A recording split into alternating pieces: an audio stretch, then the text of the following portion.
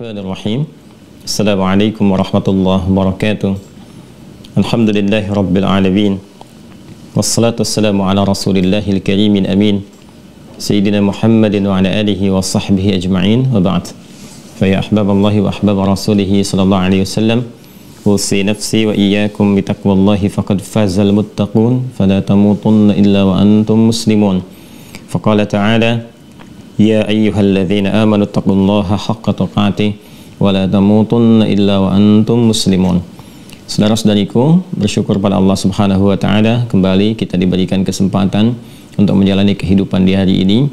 Semoga kehidupan kita hari ini diberkahi oleh Allah Subhanahu wa taala, diberikan perlindungan, disehatkan dan juga dibimbing untuk menata aktivitas sehingga menjadi aktivitas terbaik, hayatan thayyibah, dan berakhir dengan mulia husnul khatimah.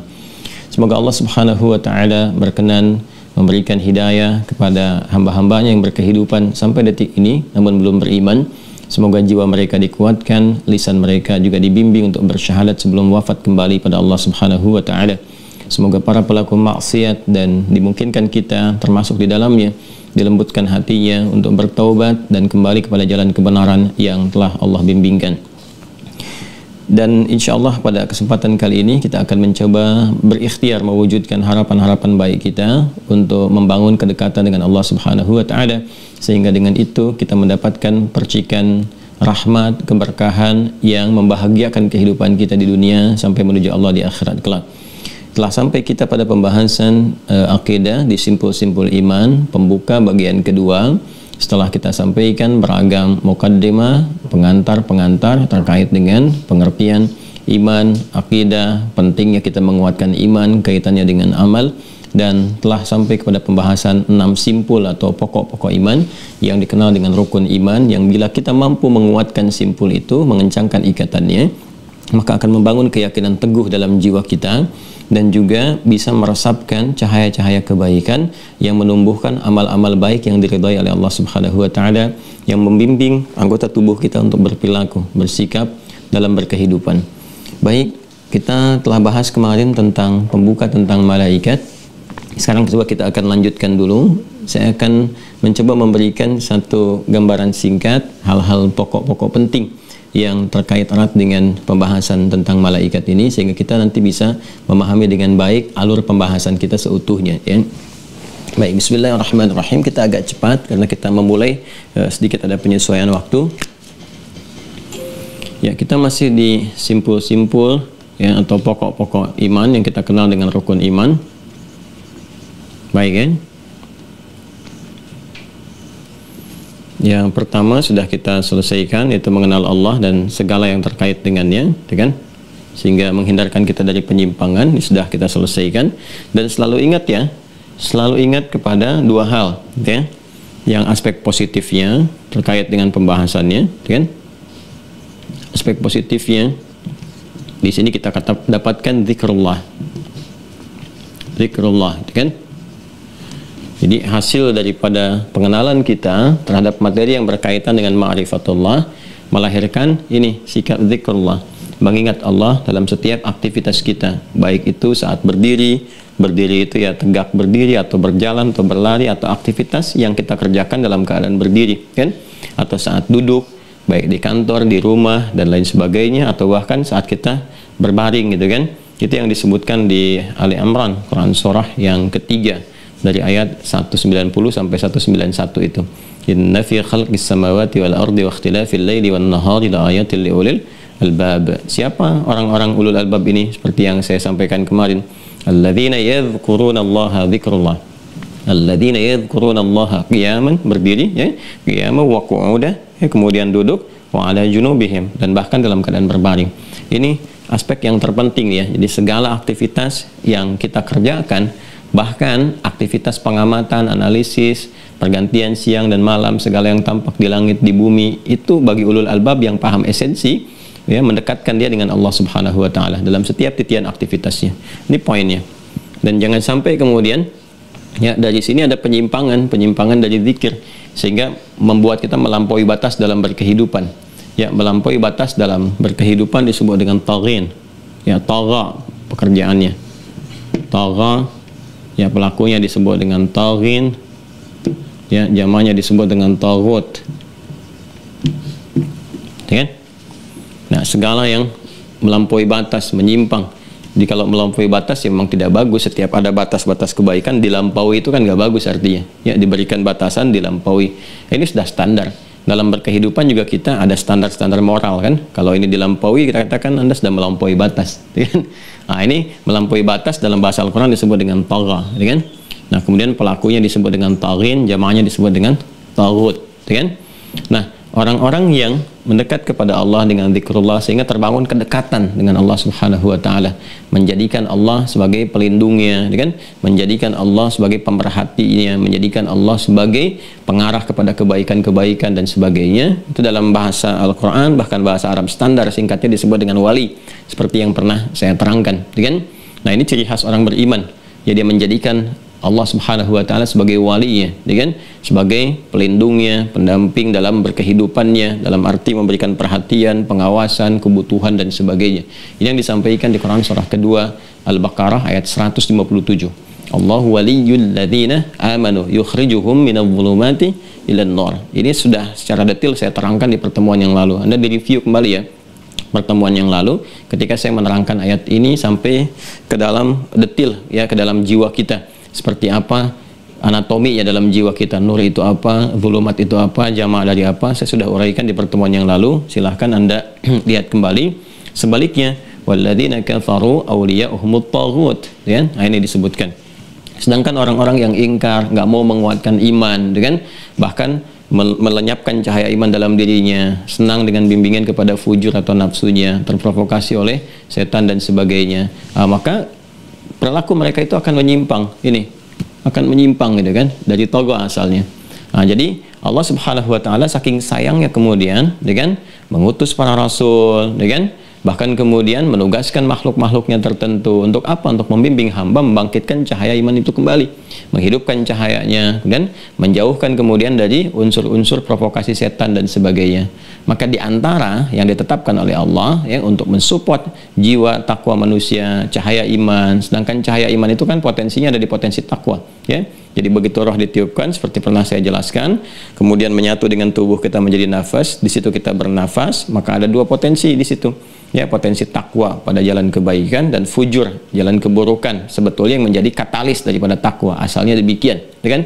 Quran surah 91 Asy-Syams ayat 7 ya, sampai dengan 10 kalau ingin lengkap. Wa nafsin wa ma sawwaha fa alhamaha fujuraha wa taqwaha. Ini qad aflaha man zakkaha wa qad khaba man dassaha. Jadi jiwa takwa ini kemudian yang dijadikan sebagai tempat bersemayamnya iman kita, pembawa cahaya.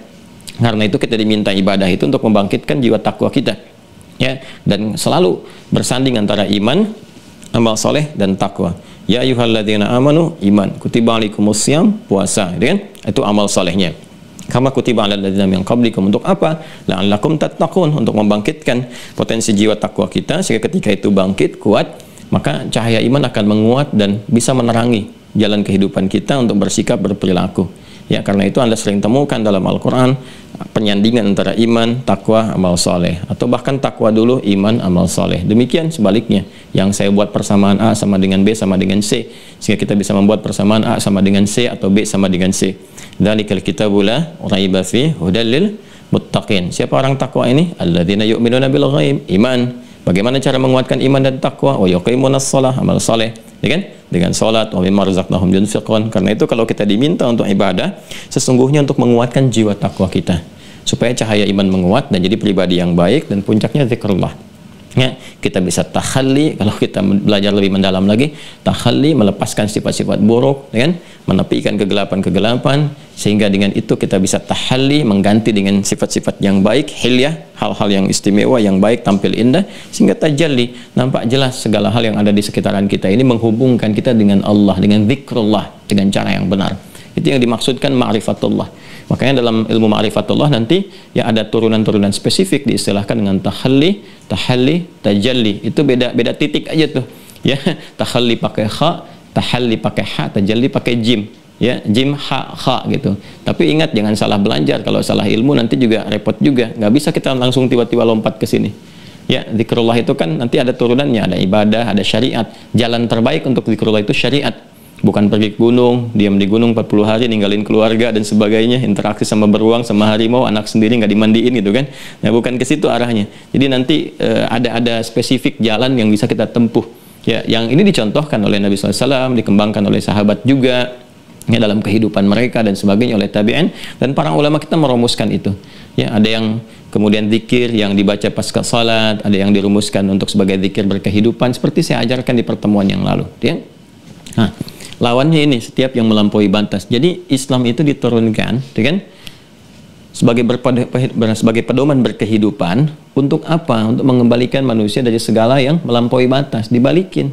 Ya, bukan ingin menurunkan misalnya status kehidupan dunia manusia, ya, dari misalnya pejabat tiba-tiba turun dari jabatan, tiba-tiba dari pebisnis yang sukses hilang kesuksesannya. Tidak demikian. Ya, justru Islam mensupport bagaimana jabatan itu memberikan berkah, nilai-nilai kebaikan. Bagaimana harta itu melimpah sekaligus berkah, menebarkan kebaikan-kebaikan dan manfaat. Demikian seterusnya. Karena itu bahkan Fir'aun pun, Fir'aunnya ketika disoal, diutus Musa dan Harun untuk meluruskan, bukan untuk menurunkan jabatannya. Disebutkannya karena melampaui batas. Ya, idhaba ila fir'auna innahu tagha. Itu kan Quran surah ke-20 Taha ayat 43. Idhaba Musa dan Harun, ya, pergilah kepada Fir'aun, ila fir'auna innahu tagha. Dia telah melampaui batas. Ya, Al-Quran tidak menyoal kedudukannya, tapi kedudukan itu diselewengkan sehingga melampaui batas. Dan karena melampaui batas ini, dampaknya kepada rakyatnya, masyarakatnya, itu kan menjadi tidak baik. Ada yang terdolimi, ada yang macam-macam, dan bentuknya sudah melampaui batas lah, hal yang nggak bisa ditoleransi. Maka Allah mengutus keduanya itu untuk meluruskan kembali, sehingga dicintai kembali oleh rakyatnya, ya, sehingga dapat apresiasi, dapat penilaian terbaik, dan jabatannya bermanfaat. Ya, dan indahnya adalah faqula lahu qawlan layyina la'allahu yatadzakkar, ini zikir, atau yakhsha. Balik lagi ke sini. Maka coba dakwahi dengan kelembutan, ya, bicara yang lembut, bicara yang sopan, yang baik. Mungkin dengan kelembutan itu, indah sekali Quran. Ya, nggak diajarkan untuk mencaci, memaki dan macam-macam. Sampaikan dengan kelembutan. Mungkin belum sadar saja, belum tahu bahwa itu sementara. Itu kan jabatan sementara, suatu saat ditinggalkan. Bagaimana kalau meninggalkan legasi yang tidak bagus? Sampaikan dengan bahasa yang lembut. Mungkin dengan kelembutan itu dia mengerti. Ya, kemudian dengan mengerti itu dia merasa khawatir, kan? Muncul ketakutan kepada Allah, lalu ujungnya zikrullah, yatadzakkar, dia mengingat Allah Subhanahu wa taala, au yakhsha, kemudian sifat khasyahnya itu muncul, ya. Nah, ini poinnya teman-teman sekalian, arahnya ke sini. Jadi dengan kita mengenal Allah Subhanahu wa taala dengan baik, muncul sifat-sifat kebaikan online kita dengan sebagai implementasi ibadah kita kepada Allah. Saat yang bersamaan kita terhindar dari perilaku yang melampaui batas apapun. Pandangan yang melampaui batas, pendengaran melampaui batas, lisan bertutur melampaui batas. Dalam konteks inilah kemudian Allah Subhanahu wa taala dengan sifat rahmannya, rahimnya, menugaskan, memberikan kewenangan, ya, ditugaskan nih makhluk tertentu oleh Allah Subhanahu wa taala untuk mensupport manusia guna menyukseskan risalah kehidupannya, ya, sebagai khalifah di muka bumi. Ya, seperti saya sampaikan kemarin, Allah yang maha kuasa, ya, Allah yang raja dari segalanya, menguasai segala hal, dialah Malik, gitu kan, ya, Malikul Mulki, qulillahumma malikal mulki, gitu kan, dan dia Malik Yaumiddin, kita bisa baca dengan pendek atau panjang, gitu kan, raja di raja, raja segalanya, yang menguasai segala hal, yang punya kekuasaan al-mulk, ya, punya kekuasaan tanpa batas, yang dahsyat, yang tertinggi dan sebagainya. Kan, memberikan kewenangan, memberikan tugas, ya, terhadap satu hal yang diantara tugas itu adalah mensupport hal-hal yang terkait dengan misi kehidupan manusia, khususnya untuk membangkitkan jiwa takwanya, ya, memberikan dorongan kepada jiwa takwa supaya muncul, supaya tersupport, ya, bagaimana caranya ketika kita diminta untuk sholat dengan adzan Allahu Akbar, jiwa takwa kita langsung hadir, bangkit, ya, disupport, ya, oleh makhluk ini. Ayo support, dekatkan diri kepada Allah, ingat sekarang sudah adzan, ya, sudah adzan. Nah, kita itu tersupport, akan ada perasaan begitu kan, begitu kita melihat orang baca Quran, pengen ada support dalam jiwa kita. Nah, karena manusia yang disupportnya itu jiwa takwanya, jiwa takwa, ya kan, tadi lawannya fujur kan, karena ini jiwa takwanya, maka makhluk yang ditugaskan oleh Allah pun diberi kewenangan untuk mensupport itu, ya, harus sama-sama punya satu chemistry, ya, harus seiringan juga dengan jiwa takwa itu. Dan satu-satunya makhluk yang dicipta oleh Allah Subhanahu wa taala dengan materi terbaik, kan membangkitkan cahaya, berarti harus ada dari cahaya kan. Awas, ini bukan otak-atik ya. Kalau kita membaca Quran dengan teliti, dengan benar, kemudian melihat kepada keterangan hadis, kita akan mendapati alur ini sangat indah sekali, luar biasa, itu kan? Nah, karena tugasnya adalah membangkitkan takwa, takwa mensupport iman sehingga muncul cahaya, ya. Bahasa Qur'annya nuruhum yas'a baina aydihim wa bi aymanihim, keluar cahaya. Bahkan di akhirat pun dibangkitkan dalam keadaan bercahaya. Ya ghural muhajjalin, ya tud'a ummati yaumal qiyamati ghural muhajjalin min atharil wudu. Ya, kata Nabi, umatku akan dipanggil, dibangkitkan di hari kiamat, ya, dengan bercahaya. Kelihatan cahayanya. Cahaya apa? Di antaranya cahaya wudu, ya. Dan cahaya wudu itu ada yang memahami dengan hakiki. Ya, hakiki itu ya sering berwudu, bercahaya. Ada yang memahami dengan majazi, kiasan. Ya, wudu itu kan ya di syariat, ditetapkan oleh syariat itu untuk apa? Menjaga kesucian diri. Dampaknya apa? Memperbaiki perilaku.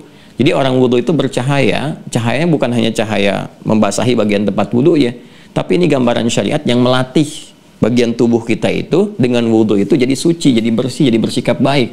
Jadi fungsi wudu selain membersihkan kotoran fisikal, juga menghilangkan noda-noda yang sifatnya non fisik ya dalam diri kita, kotoran-kotoran dosa. Makanya di hadis Muslim kan ketika kita berwudu dengan benar, itu kan jatuh kotoran-kotoran sekaligus noda-noda dosa-dosa yang melekat pada anggota tubuh itu.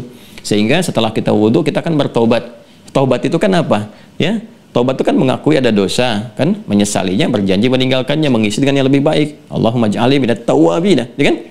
Ya Allah, jadikan aku termasuk golongan orang taubat. Nah, cahaya wudu yang dimaksudkan ketika wudunya benar itu, maka karena hilang kotoran-kotorannya, dosa-dosa yang melekat pada anggota tubuhnya, maka lisan yang berkumur-kumur nggak bicara yang kotor lagi. Ya kan, wajah, mata menatap pada yang baik. Kemudian juga telinga yang dibasuh selalu mendengar yang baik. Tangan, kaki demikian. Itu kan yang dimaksudkan gerakan iman, ya, memberikan cahaya.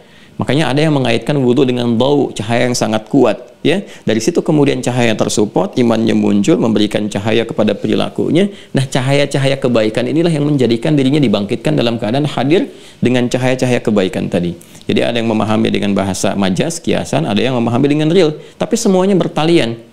Ya, maka Allah menugaskan makhluk yang diciptakan dari materi cahaya, nur, kan? Kemudian bawaan jiwa takwa. Siapa itu? Nggak ada yang lain. Ketika diberikan kewenangan dengan keagungan Allah mulkunnya, Allah yang malikal mulkinya, gitu kan? Maka diberikan tugas kepada makhluk namanya malak. Tuh. Malak. Nah, malakun. Ya kan? Jamaknya malaikat yang kemarin saya uraikan. Tapi saya detilkan sekarang supaya kita mengerti, memahami bahwa di Al-Quran itu Masya Allah semua saling terintegrasi. Hadis-hadis Nabi menjelaskan semuanya. Jadi alurnya nyambung semua. Di Islam tuh nggak ada yang nggak nyambung. Semua pertanyaan terjawab dan semua terkorelasikan. Jadi hidup kita itu jelas gitu. Sebelum tercipta, saat dikandung, saat kemudian terlahir, saat berkehidupan, sampai wafat. Ini yang bertugas apa, ini kemana, gabungannya apa. Dalam tubuh kita ini ada apa saja, korelasinya bagaimana, semua terjelaskan dengan baik, sistematis gitu kan, runtut, kemudian terang. Dan siapa yang bisa mengabarkan semua itu dengan jelas kecuali Sang Pencipta sendiri gitu. Ya, Allah Subhanahu wa taala nggak mungkin mengetahui detil hidup kita itu sedetil-detilnya, bahkan segala yang terkait dengan diri kita kecuali Penciptanya kan. Dan Allah menegaskan, Allah Sang Pencipta, Allah Khalik, seperti pernah saya uraikan ayat-ayatnya, ya, seperti Quran surah 15 ayat 28 itu. Wa idz qala rabbuka lil malaikati inni khaliq. Sekarang Anda bandingkan teman-teman, cari di kitab manapun, ya, yang diyakini oleh siapapun, bahkan yang dilekatkan dengan keagamaan atau bacaan-bacaan biasa, di mana Anda temukan satu-satunya informasi yang menjelaskan dengan detil, terang benderang, dan sangat luar biasa. Dengan segala kompleksitas kehidupan yang kita alami, dijelaskan hanya dalam keterangan yang detil, singkat, padat, namun semua terintegrasi. Al-Quran. Fabi ayyi ala'i rabbikum tukadziban. Maka kita butuh bukti apa lagi untuk menunjukkan kebenaran dari syariat Islam? Kecuali kalau kita mau mengajinya gitu kan, dengan ilmu yang didasari kebenaran, kita akan dapati itu. Kalau mencari pembenaran susah. Ini yang dimaksudkan Quran surah ketiga Ali Imran ayat 18. Syahidallahu annahu la ilaha illa huwa wal malaikatu wa ulul ilmi, tapi qa'iman bil qist. Ya, para pencari ilmu yang didorong untuk mencari kebenaran, bukan membenarkan apa yang ia pengen gitu kan, tapi mencari kebenaran sampai mendapati realitanya. Dia akan mendapati bahwa sesungguhnya Allah adalah Tuhan yang hak. Syahidallah pada akhirnya akan bersyahadat tuh. Ya.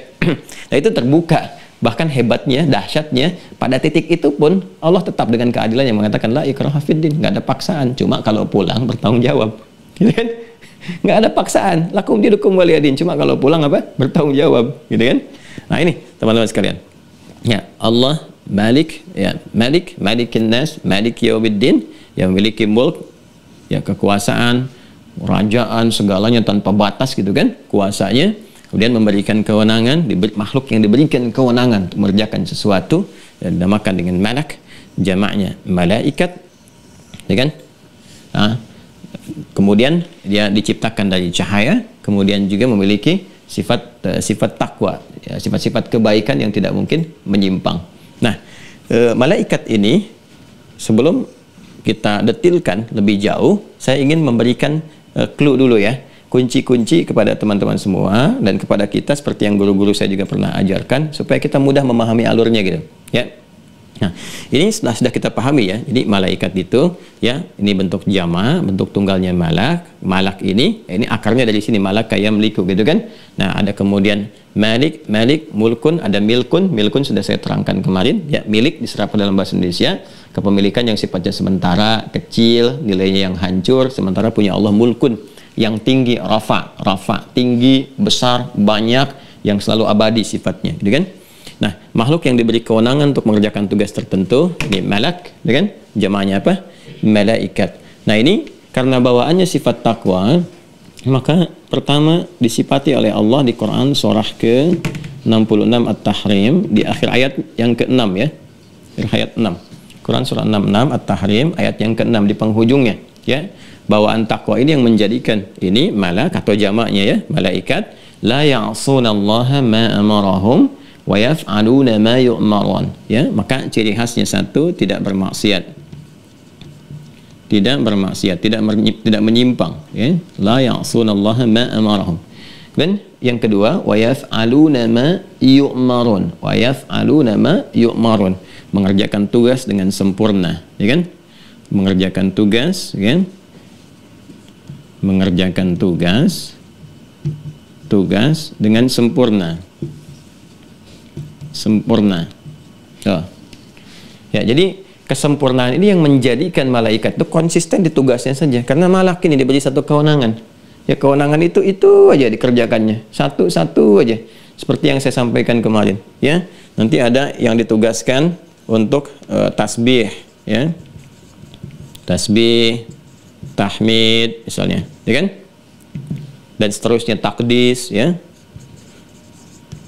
Mensucikan Allah Subhanahu wa taala, memuji Allah Subhanahu wa taala, mengkultuskan Allah Subhanahu wa taala, mengarahkan semua kepada Allah untuk memberikan kesan kepada kita bagaimana yang di langit pun beribadah kepada Allah, kan? Memuji Allah Subhanahu wa taala. Demikian seterusnya. Ini seperti di Quran surah kedua Al-Baqarah ayat 30, kan?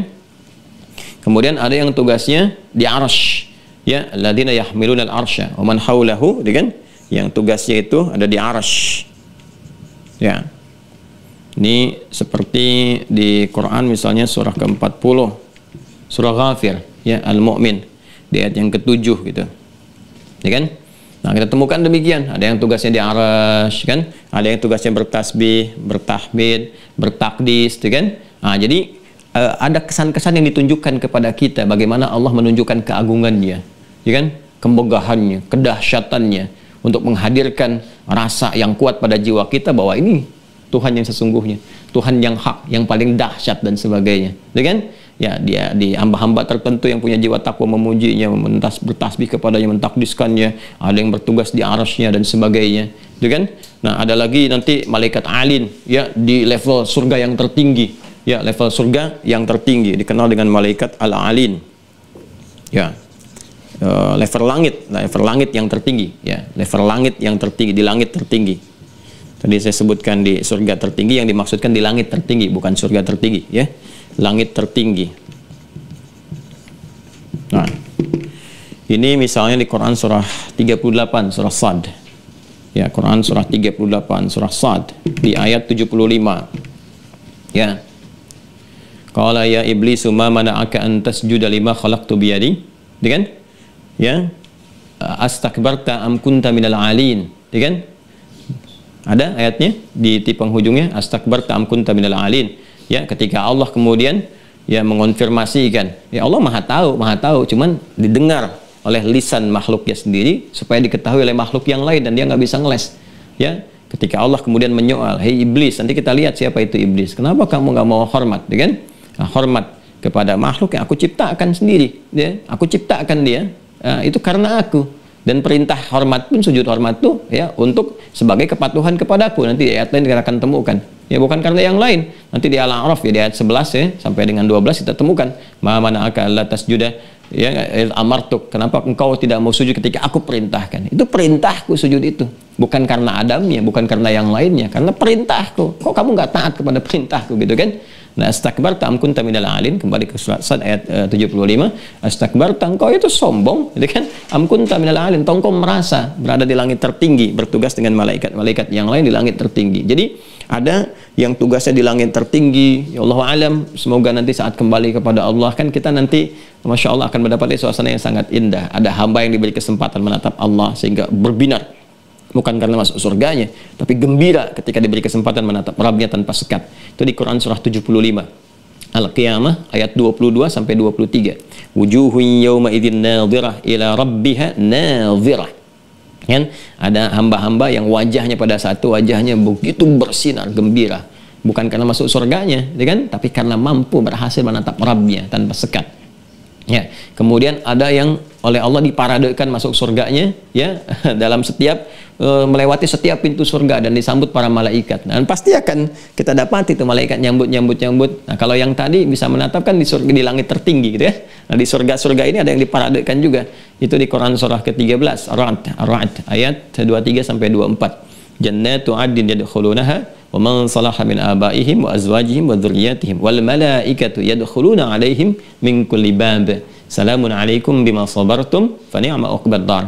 Ya, ada orang-orang yang amalnya begitu tinggi luar biasa sampai dengan amalan itu dia mampu menggandeng bapak ibunya yang beriman. Jadi ada anak yang dengan izin Allah dia mengerjakan amalan dan amalnya disiapkan oleh orang tuanya juga. Jadi cara berpikir kita begitu. Kita investasi nih sama anak kita. Kan saya sering katakan masa sih satu di antara sekian anak nggak ada kebanggaan yang kita bawa menghadap Allah. Mesti disiapkan satu di antara mereka atau semuanya. Siapa yang jadi kan alhamdulillah kan. Nah, apa di antara amalnya? Jadikan bisa sebagai ahli Quran. Tapi benar-benar yang serius, bersabar di dalamnya. Nah, itu di akhiratnya ketika bapak ibunya beriman, ya pasangannya beriman, anak cucu beriman, itu bisa dengan izin Allah diberikan syafaat. Ya dengan amalan itu, misal dengan Qurannya, rajin dia dengan Quran. Kan Nabi juga pernah menyampaikan, Nabi bersabda kan dengan menyampaikan Iqra'ul Quran fa innahu ya'ti yaumal qiyamati syafi'an li ashabi. Ya, baca yang rajin baca Quran, interaksi dengan Quran, dengan apalagi jadi ahli Quran. Ahli Quran itu sudah ahlullah wa khasatuh. Ya. Nah, maka Quran akan datang di hari kiamat beri syafaat dengan izin Allah. Nah, itu amal itu yang menjadikan dia dapat syafaat, dia gandeng bapak ibunya, ya pasangannya, anak-anak cucunya, dan diparadaikan masuk surga, disambut oleh para malaikat di setiap pintu surga. Artinya kan dia melewati itu semua, ya kan? Ya, ada yang kemudian dah nyampe surga dikunjungi para malaikat, datang menyampaikan kepada mereka ucapan selamat. Assalamualaikum, selamat ya, bisa menikmati tempat terindah yang belum pernah dijamah, belum pernah dilihat, ditatap, kan dipikirkan pun tidak demikian oleh kita saat di dunia. Maka silakan nikmati tempat terindah ini, ya atas kesabaran Anda. Jadi memang sabar, ya, sabar itu kuncinya gitu. Nah ini teman-teman sekalian.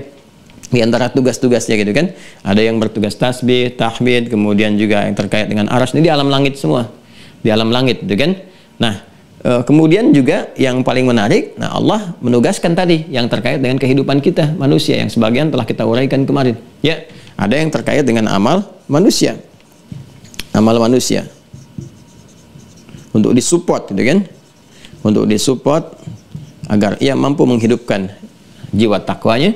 Ya, sehingga bisa menguatkan cahaya imannya dan dengan cahaya iman itu membimbing hidupnya untuk berperilaku dan juga, nah ini dia ya, dan juga bisa memberi kekuatan untuk menepikan godaan-godaan makhluk yang nanti kita akan bahas yang mengajukan proposal kepada Allah bahwa dia lebih hebat dibandingkan dengan Adam dan lain-lain sebagainya sehingga mengajukan untuk menggoda bagian jiwa manusia yang jiwa fujurnya ya. Bagian jiwa fujur dia goda supaya berdiri sendiri dan perilaku yang buruk, maka Allah pun menugaskan malaikat ya dengan sifat takwanya, kemudian dengan materi cahayanya nur untuk membangkitkan cahaya di tubuh manusia itu supaya bagaimana dia konsisten dengan amal-amal kebaikan yang berkehidupan. Tinggal nanti manusia memilihnya, apakah ingin mengambil support malaikat ya atau mengakomodir provokasi setan gitu kan. Nah, ini kembali ke sini teman-teman sekalian. Nanti ada caranya semua. Makanya kita belajar untuk bisa membaca sinyal.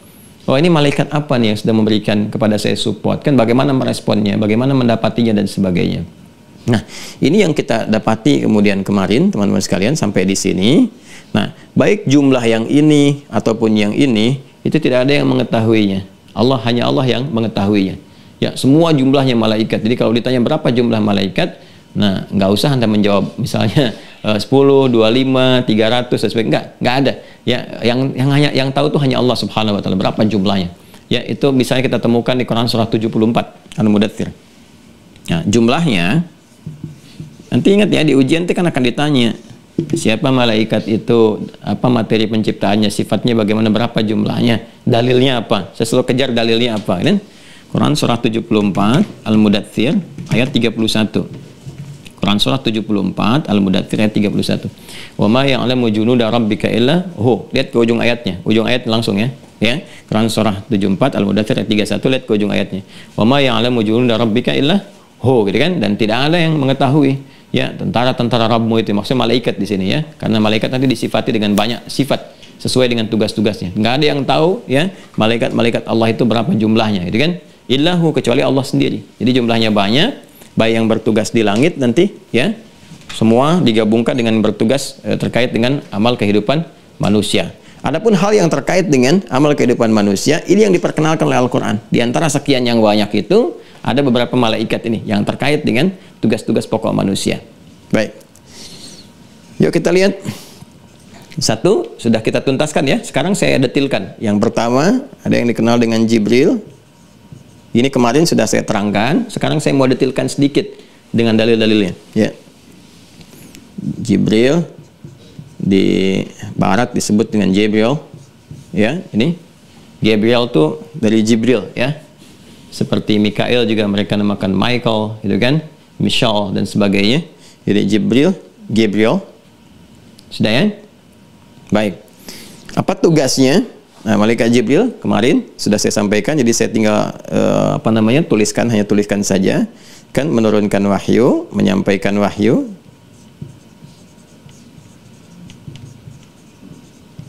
Wahyu kepada Rasulullah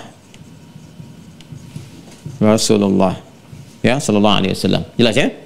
Ini. Satu ini menyampaikan wahyu kepada Rasulullah. Semua rasul-rasul yang mendapati wahyu dari Allah Subhanahu wa taala, ya wahyu-wahyu itu diturunkan, ya malaikat yang ditugaskan untuk menyampaikan. Jika jalurnya melewati malaikat, maka malaikatnya siapa? Jibril alaihissalam. Jelas ya? Ini malaikatnya sudah saya sampaikan. Baik. Kemudian yang kedua, teman-teman sekalian, tugas malaikat Jibril juga itu menguatkan risalah, ya khususnya rasul yang terakhir itu Nabi Muhammad SAW. Ya, menguatkan risalah Nabi Muhammad SAW, ya Nabi Muhammad SAW menguatkan risalah Nabi Muhammad SAW melalui kepemimpinannya, ini kan sebagai ya ini Jibril ya sebagainya menguatkan risalah Nabi Muhammad SAW dengan tugas Jibril, ya dengan tugas Jibril sebagai ya pemimpin malaikat. Ini sudah saya terangkan kemarin ya. Jadi saat Nabi SAW diutus sebagai rasul terakhir paling istimewa, ya kan, ketetapan wahyu di hari yang istimewa, Jumat jadi langsung istimewa, malamnya jadi istimewa, malam Al-Qadar, bulannya istimewa, kemudian bulan Ramadan, ya kan, lahirnya di tempat yang istimewa dekat Ka'bah dan sebagainya. Maka ketika Jibril ditugaskan pun kemudian untuk menjadi malaikat penyampai wahyu, teruskan gitu kan, menyampaikan risalah wahyu kepada Nabi Muhammad, maka statusnya pun naik jadi pemimpin malaikat. Itu yang saya sebutkan kemarin di Quran surah ke-97 ayat yang keempat. Ya, jadi statusnya naik jadi roh, pemimpin para malaikat ya. Tanazzalul malaikatu warruhu fiha, kan? Nah, ini menguatkan risalah Nabi Muhammad sepeninggal nabinya. Ya, kan wahyu terputus. Jadi ketika malaikat ini menurunkan wahyu, ya sudah nabinya masih ada. Ya, begitu nabinya sudah selesai, Nabi Muhammad Rasul terakhir meninggal dunia, selesai risalahnya yang abadi gitu kan. Maka ketika nabinya sudah selesai berkehidupan sebagai manusia, meninggal dunia, nah, risalah wahyu terputus, nggak ada wahyu lagi. Ya, jadi tugas malaikat Jibril ini untuk menurunkan wahyu sudah tidak ada. Ya, sudah nggak ada. Jadi la nabiyya ba'di, sudah nggak ada nabi seperti saya terangkan kemarin, ya kan? Nah, namun beliau ditugaskan karena risalah Nabi Muhammad itu terus berlaku sampai akhir kehidupan, maka ditugaskan oleh Allah tuh setahun sekali untuk turun ke bumi, mimpin semua malaikat untuk menguatkan risalah Nabi Muhammad malam Al-Qadar itu. Karena itulah turunnya seperti saya sampaikan kemarin, turunnya itu ya mampu menghadirkan pahala yang banyak, malaikat menyertai untuk mengaminkan doa, memohonkan ampunan kepada Allah, keadaan bumi menjadi tentram karena banyaknya yang turun, tenang dan sebagainya, udara terasa nyaman, ya dan seterusnya. Nah ini tugasnya di sini. Nah, kita perlu luruskan bahwa ada informasi-informasi yang tidak tepat tentang Jibril yang sebelumnya dikarang-karang oleh orang-orang Yahudi ya pada masa itu, teman-teman sekalian, yang kemudian diteruskan. Yang anehnya juga itu diserap oleh catatan-catatan tertentu, bahkan diyakini menjadi bagian dari keyakinan. Itu langsung mendapatkan pembelaan dari Allah Subhanahu wa taala dan dijelaskan. Ya, satu saat orang-orang Yahudi datang menyoal kepada Nabi Muhammad SAW, bertanya, menguji beliau tentang malaikat. Mereka tahu sebetulnya, ya seperti saya terangkan di keterangan yang lain, dengan bahwa mereka mengetahui Nabi Muhammad itu Rasul yang diutus, bahkan mereka menantikannya, bahkan mereka lebih kenal Nabi Muhammad dibandingkan bahkan dengan anak mereka sendiri. Di Al-Baqarah ayat 146, alladzina atainahumul kitaba ya'rifunahu kama ya'rifuna abna'ahum wa inna fariqan minhum la yaktumunal haqqa wa hum ya'lamun. Kan sungguh mereka mengetahui Nabi Muhammad SAW dengan tanda kenabiannya dari sejak beliau kecil, dari usia 12 tahun sudah tahu stempel kenabian, tahu tanda-tanda alam yang menegaskan kenabian. Kemudian dikuatkan juga oleh Waraqah bin Naufal, kan? Bagaimana didapatkan di dalam kitab-kitab sebelumnya, diteruskan, dituliskan di kitabnya itu ada dituliskan tanda tanyanya begini, ya di masanya begini, masa dia diutus akan seperti ini, datangnya begini. Nah, begitu datang ternyata dari kalangan orang Quraisy yang di lingkungan masyarakat Arab di Hijaz, maka ini merasa nggak nyaman, ya merasa iri hati, merasa pengennya dari golongan sendiri dan sebagainya, sehingga kadang-kadang memunculkan istihza, suka ngolok-ngolok, sifatnya begitu. Ya, nyeleneh gitu. Ya, sudah ada umat nyeleneh masa lalu. Kalau kita baca Quran di Al-Baqarah aja, kita temukan. Apa di antaranya? Ya, mereka nyampaikan yang nyeleneh untuk menguji juga. Gimana sih, segimana ilmunya Nabi gitu ya. Maka mereka mengatakan, ini nih, Jibril nih, malaikat barbar, malaikat yang suka bawa kekuatan aja, tukang perang dan sebagainya, dan seterusnya, ini kan? Nah, sementara yang rahmat tuh yang Mikail dan seterusnya. Itu ada di riwayat-riwayat yang sampai kepada kita bisa lacak. Maka turun kemudian langsung pembelaan dari Allah Subhanahu wa taala, menerangkan siapa Jibril ini, ya, bagaimana dasar sifat malaikatnya yang tidak mungkin maksiat dan seterusnya. Maka turunlah di antaranya Quran surah ke-2 Al-Baqarah ayat 98. Ya. Kemudian juga kita dapati Quran surah ke-26 Asy-Syu'ara ayat 193. Silahkan dicek di mushafnya ya, kalau ada yang kurang tepat langsung diberi isyarat ya. Ayat 194. Nanti kita bacakan. Ya. Kita bacakan yang ini dulu, misalnya yang bawah nih, Quran surah 26 Asy-Syu'ara ayat 193. Ya, sampai 194. Ada ayatnya, nazala bihi ruhul amin. Ada ayatnya, nazala bihi ruhul amin ala qalbika la takuna minal munzirin, ya. Baik, nazala bihi ruhul amin, ya. Nah, ini yang mengonfirmasi tugas malaikat Jibril itu ya bukan tugasnya apa namanya? Membawa kesan peperangan, bahkan nanti yang paling fatal adalah bekerja sama dengan anak iblis itu kan, untuk mengudeta kekuasaan Tuhan. Ya, repot juga ini. Ya, kalau Anda lihat gambaran yang disampaikan di beberapa dokumen, catatan, sampai dengan dibuat film dan sebagainya, yang Konstantin itu kan, yang diperankan Keanu Reeves yang saya sampaikan kemarin itu, ya bagaimana digambarkan malaikat Jibril berkongsi, bekerja sama dengan anak setan, anaknya Lucifer gitu kan. Kemudian untuk mengkudeta bapaknya gitu, lalu menantang kekuasaan Tuhan. Dan ini susah masuk akal gitu. Gimana masuk akalnya Tuhan dikalahkan oleh setan, itu kan aneh gitu. Bagaimana Tuhan dikalahkan oleh setan? Itu ada loh catatannya. Ya, di kitab tertentu, kepercayaan tertentu itu ada. Ya, saya kalau berdialog bisa kita jelaskan lebih detail. Ya, cuman kalau monolog kan kita gambarkan secara umum untuk menguatkan keyakinan kita seperti ini. Ya, sebab sekarang sensitif gitu, serba tersangka. Jadi kalau ada apa-apa agak repot gitu kan. Kecuali kalau kita berdialog, tapi ini argumentatif. Anda nggak akan bisa menyoal dari sisi manapun kecuali keilmuan. Kalau kita ingin berdialog, kita buka ke semuanya, kelihatan. Tapi untuk menemukan kebenaran, bukan untuk mencari pembenaran. Tetap di ujung pun kita mengatakan lakum dinukum waliyadin, la ikraha fid din. Ya kan, nggak ada salahnya. Kita menemukan kebenaran kan diskusi, itu biasa di dunia riset. Ya kan, bahkan di dunia ilmiah pun ketika menemukan satu penemuan kan diskusi dulu. Ya, yang benar itu yang diikuti, semua terbuka. Ya, dan agama itu segalanya dibandingkan dengan perangkat materi yang kita dapati. Ya, masa untuk mendapatkan satu penemuan dunia aja kita mengembangkan logika yang tinggi, yang tajam, berdiskusi, kan membawa riset ilmiah, mencari pembuktian dari hipotesa, jadi ilmu dan sebagainya. Agama kan yang tertinggi karena mengatur roh kita, fisik kita, akal kita. Ya, gunakan logika yang sama, bahkan kalau perlu lebih tajam. Dengan objektif, dengan keilmuan, dan gak ada yang paling indah kecuali di Islam. Ketika sampai pada titik yang paling benar pun Anda menolaknya, ya lakum dinukum waliyadin, la ikraha fid din. Makanya gak ada alasan untuk marah. Kan? Mau marah gimana? Maksa juga enggak. Ya kita kan cuma menjelaskan, nih ada keterangan begini, yuk sama-sama uji, dari Anda bagaimana, kita bagaimana, yuk kita cari pembuktiannya sampai ketemu. Setelah ketemu pun lakum dinukum waliyadin ya, la ikraha fid din ya, kan? Perbedaannya jangan menghalangi kita untuk minum teh bersama, gitu kan? Olahraga bersama, silahkan, tapi kita mencari kebenaran. Indah nggak? Di mana ada ajaran seperti itu? Ya kan? Nah, jadi kalau kita balik ke sini indah sekali. Maka di sini diterangkan nazala bihi ruhul amin. Nah, diterangkan oleh Allah Subhanahu wa taala, malaikat Jibril ditugaskan untuk menurunkan Al-Qur'an. Ini konfirmasi penguatan kepada risalah Nabi Muhammad SAW. Tapi yang paling menarik ruhul amin. Roh kan pemimpinnya. Ya, kalau dilekatkan pada malaikat itu pemimpinnya. Al-amin, kenapa muncul sifat amin di situ?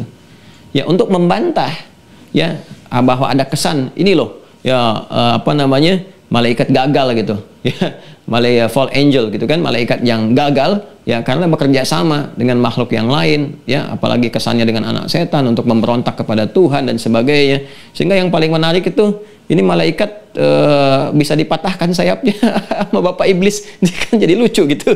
Bagaimana itu bisa ada melawan Tuhan, mengalahkan Tuhan dan sebagainya. Ini ada sesuatu yang penting untuk diluruskan deh. Maka Allah menyampaikan ini nggak ada kesan maksiat dari malaikat karena punya jiwa la ya'sunallaha ma amarahum wa yaf'aluna ma yu'marun. Maka dia sifatnya al-amin, menunaikan tugas dengan sempurna ya, nggak pernah menyimpang, nggak pernah korupsi. Kan sering saya tanyakan kan, pernah dengar nggak malaikat Jibril korupsi ayat? Kan tidak gitu ya, sempurna diturunkannya, nggak akan tertukar. Ini juga membantah orang di kemudian hari yang mengatakan Rasulullah itu sebetulnya itu malaikat Jibril salah menurunkan wahyu. Harusnya bukan pada Nabi Muhammad, harusnya pada Ali bin Abi Thalib, harusnya pada ini, pada itu. Itu yang keliru. Ya, tetap jangan mengangkat lebih daripada kemuliaannya. Kita mencintai sahabat Ali bin Abi Thalib, keluarga Nabi sallallahu alaihi wasallam, Masya Allah, dengan cinta yang sangat luar biasa. Ya, menjaga, kemudian memuliakan dan sebagainya. Tapi jangan sampai kita merendahkan mereka dengan cara yang tanpa kita sadari, mengangkat berlebihan, mengkultuskan, mengangkat sebagai lebih di atas kemanusiaannya. Ya, itu yang mencederai gitu, bahkan bisa menyakiti Nabi Sallallahu Alaihi Wasallam. Ada yang kalau kita baca ada itu di informasi sejarah yang masuk ke kita yang dituliskan bahkan menjadi sebuah doktrin gitu kan. Nah, itu ditegaskan lebih dulu oleh Allah Subhanahu wa taala di kejadian-kejadian sebelumnya. Nazala bihi ruhul amin, ini pemimpin para malaikat yang punya sifat amin. Ya, rasul di langit yang punya sifat amin Jibril, rasul di bumi yang punya sifat amin Nabi Muhammad SAW. Jadi pasangannya serasi itu luar biasa. Rasul amin, rasul fis sama al amin, dengan ya membawa wahyu untuk rasul di bumi fil ardi al amin. Nabi Muhammad gelarnya al amin. Ya, maka rasul yang paling pantas pun untuk menyampaikan wahyu dari kalangan malaikat ya al amin juga. Nazala bihi ruhul amin yang ala qalbika litakuna minal munzirin, kan? Nah, kemudian ya itu tadi, ada yang menyoal malaikat Jibril dibela oleh Allah sampai Allah mengancam dengan menurunkan ayat. Ya, Quran surah kedua Al-Baqarah ayat 98. Man kana aduwwan lillahi wa malaikatihi ya wa rusulihi wa Jibril wa Mikala. Ya, siapa yang memusuhi, jadi musuhnya Allah Subhanahu wa taala, para malaikatnya gitu kan. Ya, terkhusus nanti disebutkan langsung Jibril dan Mikail karena di situ mengkomparasikan Mikail dengan Jibril tidak pada tempatnya. Ya, seakan-akan menukar tugas di antara para malaikat yang mulia itu. Maka Allah menurunkan ayat ini untuk menyampaikan bahwa ya, maka dia menjadi musuhnya Allah secara langsung. Ya, itu wajar kan, yang memusuhi Allah jadi musuh Allah. Ada orang memusuhi Anda jadi musuh Anda kan? Ada orang memusuhi Allah jadi musuh Allah. Kalau jadi musuh manusia, ya Anda punya musuh di Jawa Barat, Anda bisa pindah ke Jawa Tengah walaupun itu nggak baik juga, gitu kan? Anda punya musuh di Jawa, pindah ke Sumatera. Anda punya musuh se-Indonesia, pindah ke Malaysia. Punya musuh di Malaysia, pindah ke Amerika. Demikian seterusnya. Tapi kalau Anda musuhnya sama Allah, malah mau lari kemana? Lari kemana gitu? Semua tergenggam, kemana-mana pun dapat celah gitu kan? Ya, Anda musuhi Allah, musuhi Rasulullah, habis. Anda mau naik mobil anti peluru, dijaga sama pasukan yang terbaik, ditutup semua, sehingga nggak mungkin masuk sana-sini tetap. Kalau Allah berkehendak, hancur ya hancur. Terbakar juga tuh mobil di dalamnya, langsung kebakaran, nggak selamat satu pun, hancur di dalamnya. Itu kan yang terjadi pada pencela Nabi SAW di Eropa itu, ya, yang kemudian ternistakan dengan keadaannya di dalam mobil, mobilnya anti peluru, anti segalanya, ya disusun sedemikian rupa, tapi terbakar hangus di dalam dan nggak bisa dipadamkan. Bagaimana kuasa Allah bisa menghadirkan demikian? Seharusnya itu menjadi tanda bagi kita yang masih berakal. Ya. Baik, kembali ke sini ya teman-teman sekalian. Nah, ini ayat-ayat penguatnya. Saya berharap teman-teman bisa memahami alur berpikirnya, kemudian merangkai dalil-dalilnya seperti ini. Ya, nanti di review videonya, dilihat saya menerangkan seperti apa. Ya, sudah jelas kan? Jadi ini jelas kalau ada pengakuan Nabi yang mengaku Nabi, langsung tepikan, ya kan? Kemudian kita tahu bahwa malaikat Jibril ini ada risalah penguatan karena risalah terakhir sampai akhir kehidupan, maka diperintahkan oleh Allah Subhanahu wa taala untuk turun setiap sekali dalam setahun di malam Al-Qadar, itu kan untuk menguatkan risalah Nabi Muhammad, memberi kesan kepada kita bagaimana Nabi Muhammad bertalaki Al-Qur'an di malam-malam Ramadan dan sebagainya, ya, dan bagaimana kita berinteraksi dengan Al-Qur'an. Baik ya. Itu diantaranya. Nah, kemudian kita ingin kuatkan pasangan dari sini yang disandingkan oleh Al-Quran, ya, untuk memberi kekuatan pada yang kedua terkait dengan amal manusia. Jadi amal manusianya pun diurutkan dulu oleh Al-Quran. Ya, amal manusia termulia dulu yaitu Rasulullah SAW. Ya, di antara tugas pokoknya beramalnya seperti apa? Ini spesial karena diangkat jadi nabi, jadi rasul. Maka amal-amal perbuatan nabi yang nabi kerjakan itu sekaligus jadi keteladanan untuk manusia, memberikan pedoman bagi manusia. Ya, pedoman begini. Pedoman berkehidupan yang ditiru disebut uswah. Makanya pada misi risalah Nabi Muhammad SAW, ya, dengan kerasulannya, jadi kalau disebutkan misinya berarti sebagai rasul, ya, kemanusiaannya sebagai Muhammad SAW, ya, tapi kalau misinya sebagai rasul, sebagai Nabiullah. Nah, dalam sifat kerasulannya sebagai misinya itu ada teladan yang menjadikan keberkahan melekat pada yang mengikuti. Jadi begitu mengikuti ini jadi teladan lagi, diikuti jadi teladan lagi. Nah, itu uswah namanya. Uswah di Quran surah ke-33 Al-Ahzab di ayat 21, Allah tegas menyampaikan laqad kana lakum fi rasulillahi uswatun hasanah, gitu kan? Ya, teladan kebaikan yang kalau diikuti jadi baik lagi. Anda kalau nggak percaya silahkan lihat. Nggak ada satupun di muka bumi ini yang ketika sikapnya, sifatnya diikuti secara bersamaan jadi teladan. Ya, kecuali Nabi Muhammad SAW. Diikuti oleh siapapun jadi teladan. Dan di semua aspek kehidupannya. Ya, sifat keayahannya diikuti jadi ayah yang teladan, gitu kan? Kemudian bisnisnya diikuti berkah, ya, petunjuknya. Ya, petunjuk berbisnis yang dicontohkan Nabi diikuti berkah. Sifat kepanglimaannya di militer diikuti jadi panglima yang sangat luar biasa. Apapun, bahkan yang kecil-kecil ya, jalannya diikuti jadi terbaik. Ya, kemudian sikapnya diikuti dalam menyapa dan sebagainya. Jadi yang terbaik dalam setiap aspek kehidupan. Bahkan beliau mengajarkan pada siapapun diikuti lagi orang itu dalam mempraktikkan jadi teladan juga. Ya, makanya Nabi SAW ketika mengajarkan pada istri-istri beliau, dan Anda coba para akhwat, ya, para ibu misalnya, para istri, belajar mengeluarkan karakteristik diikuti, pasti jadi teladan dalam kehidupan. Itu indah, itu yang disebut dengan uswah. Nah, misi pertama malaikat yang ditugaskan terkait dengan amal manusia, yaitu misi kerasulan dulu di Rasulullah. Makanya disebutkan Jibril dulu yang pertama. Setelah itu baru ke manusia pada umumnya. Ya, baik yang melekat kepada Rasul, ya, ataupun juga manusia-manusia biasa yang pasti membutuhkan ini. Ya, di luar tugas-tugas khusus seperti kerasulan. Apa itu? Ya, kita pasti dalam kehidupan selain membutuhkan dorongan cahaya, dorongan kebaikan, peningkatan takwa, juga ingin memohonkan kepada Allah terkait dengan rahmat, ya kan? Keberkahan, terkait dengan rizki, ya, misalnya. Maka Allah menugaskan malaikat, ya, yang dengan ditugaskan itu memberikan kesan berbeda kepada kita. Mudah bagi Allah langsung berikan, langsung kasih. Tapi ketika Allah menugaskan malaikat ini, malak, ya, tugaskan satu tugas, nyampe ke kita, Masya Allah rasanya berbeda. Ya, ada perasaan yang keagungan yang lebih tinggi, yang merasakan bagaimana dahsyatnya nikmat-nikmat Allah diterima. Sekaligus ada pembuktian yang menyaksikan rahmat Allah sampai kepada kita, menjadi saksi di hari kiamat kelak. Kan? Para malaikat menyaksikan, mencatat, ada yang mencatat, menyaksikan langsung. Ya, jadi kita nggak bisa ngeles di hadapan Allah. Aku nggak merasakannya ya Allah. Aku sudah turunkan kepadamu. Aku nggak merasakannya ya Allah. Dusta kan di situ. Dan Allah Maha tahu. Mudah bagi Allah menghukum. Tapi Allah dengan keadilannya mengatakan, kamu bersaksi. Malaikat mengatakan, aku yang turunkan. Ini catatannya. Begini. Ada semua saksi. Ya. Dan konsepsi berkehidupan ini jadi miniasi tata kelola kehidupan kita di dunia. Kan saya katakan di pertemuan yang lalu, dalam persidangan pun kan hakim apa yang dilakukannya? Ya, ketika jaksa penuntut umum menuntut kan ada saksinya, ya kan? Ada pembela, ada macam-macamnya dan sebagainya. Itu rumusan kecil kehidupan yang sebetulnya kita diminta belajar. Satu saat akan ada persidangan akhirat lebih dahsyat daripada itu. Ya, saksi Allah itu lebih kuat, CCTV Allah itu lebih tajam. ya tajam, terpercaya gitu kan. Hati-hati tuh. Jaksa penuntut tuntutannya tuh nggak main-main, dibuka semua malaikatnya macam-macamnya. Udah nggak bisa ngelak lagi. Bahkan lisan ditutup. Al-yauma nakhtimu ala afwahihim wa tukallimuna aydihim wa arjuluhum. Ya, semua ditutup lisannya yang menyampaikan pembuktian tangan, kaki dan sebagainya. Sekarang sudah miniasinya terlihat. DNA-nya, RNA-nya. Ini kan kemudian telapak tangan kita, pindaiannya, sidik jari dan sebagainya. Itu kan tanda-tanda sebetulnya untuk kita punya persiapan sebelum pulang ke akhirat. Ya. Nah, maka Allah menugaskan itu malaikat diberi kewenangan yang terkait dengan penurunan khusus ya, rahmat, keberkahan, rizki dan sebagainya. Itu yang diisyaratkan oleh Nabi Shallallahu Alaihi Wasallam, juga disebutkan namanya dalam Al-Quran dengan nama Mikail. Ini Quran surah 2 ayat 98. Man kana aduwwa lillahi wa malaikatihi, ya. Kemudian nanti kita masuk ke redaksi wa Jibril wa Mikala. Mikail. Ini namanya ya, Mikail. Mikail. Kita baca pakai riwayat Qalun atau Arash dari Nafi'. Jadi Mikail, ya kan? Seperti ini, Mikail. Ya, bisa dibaca dengan Mikail, bisa dibaca dengan Mikail. Makanya orang barat pun di Eropa menyebutnya dengan Michael, ya, Michael. Dari Mikail, ada yang dengan Michelle, gitu kan? Michelle Obama, gitu kan? Ibu negara, istrinya Pak Obama, gitu kan? Ya, itu Michelle kan, Michelle Obama. Michael banyak sekali, ya. Michael Lee Hurt, Michael Owen, kan?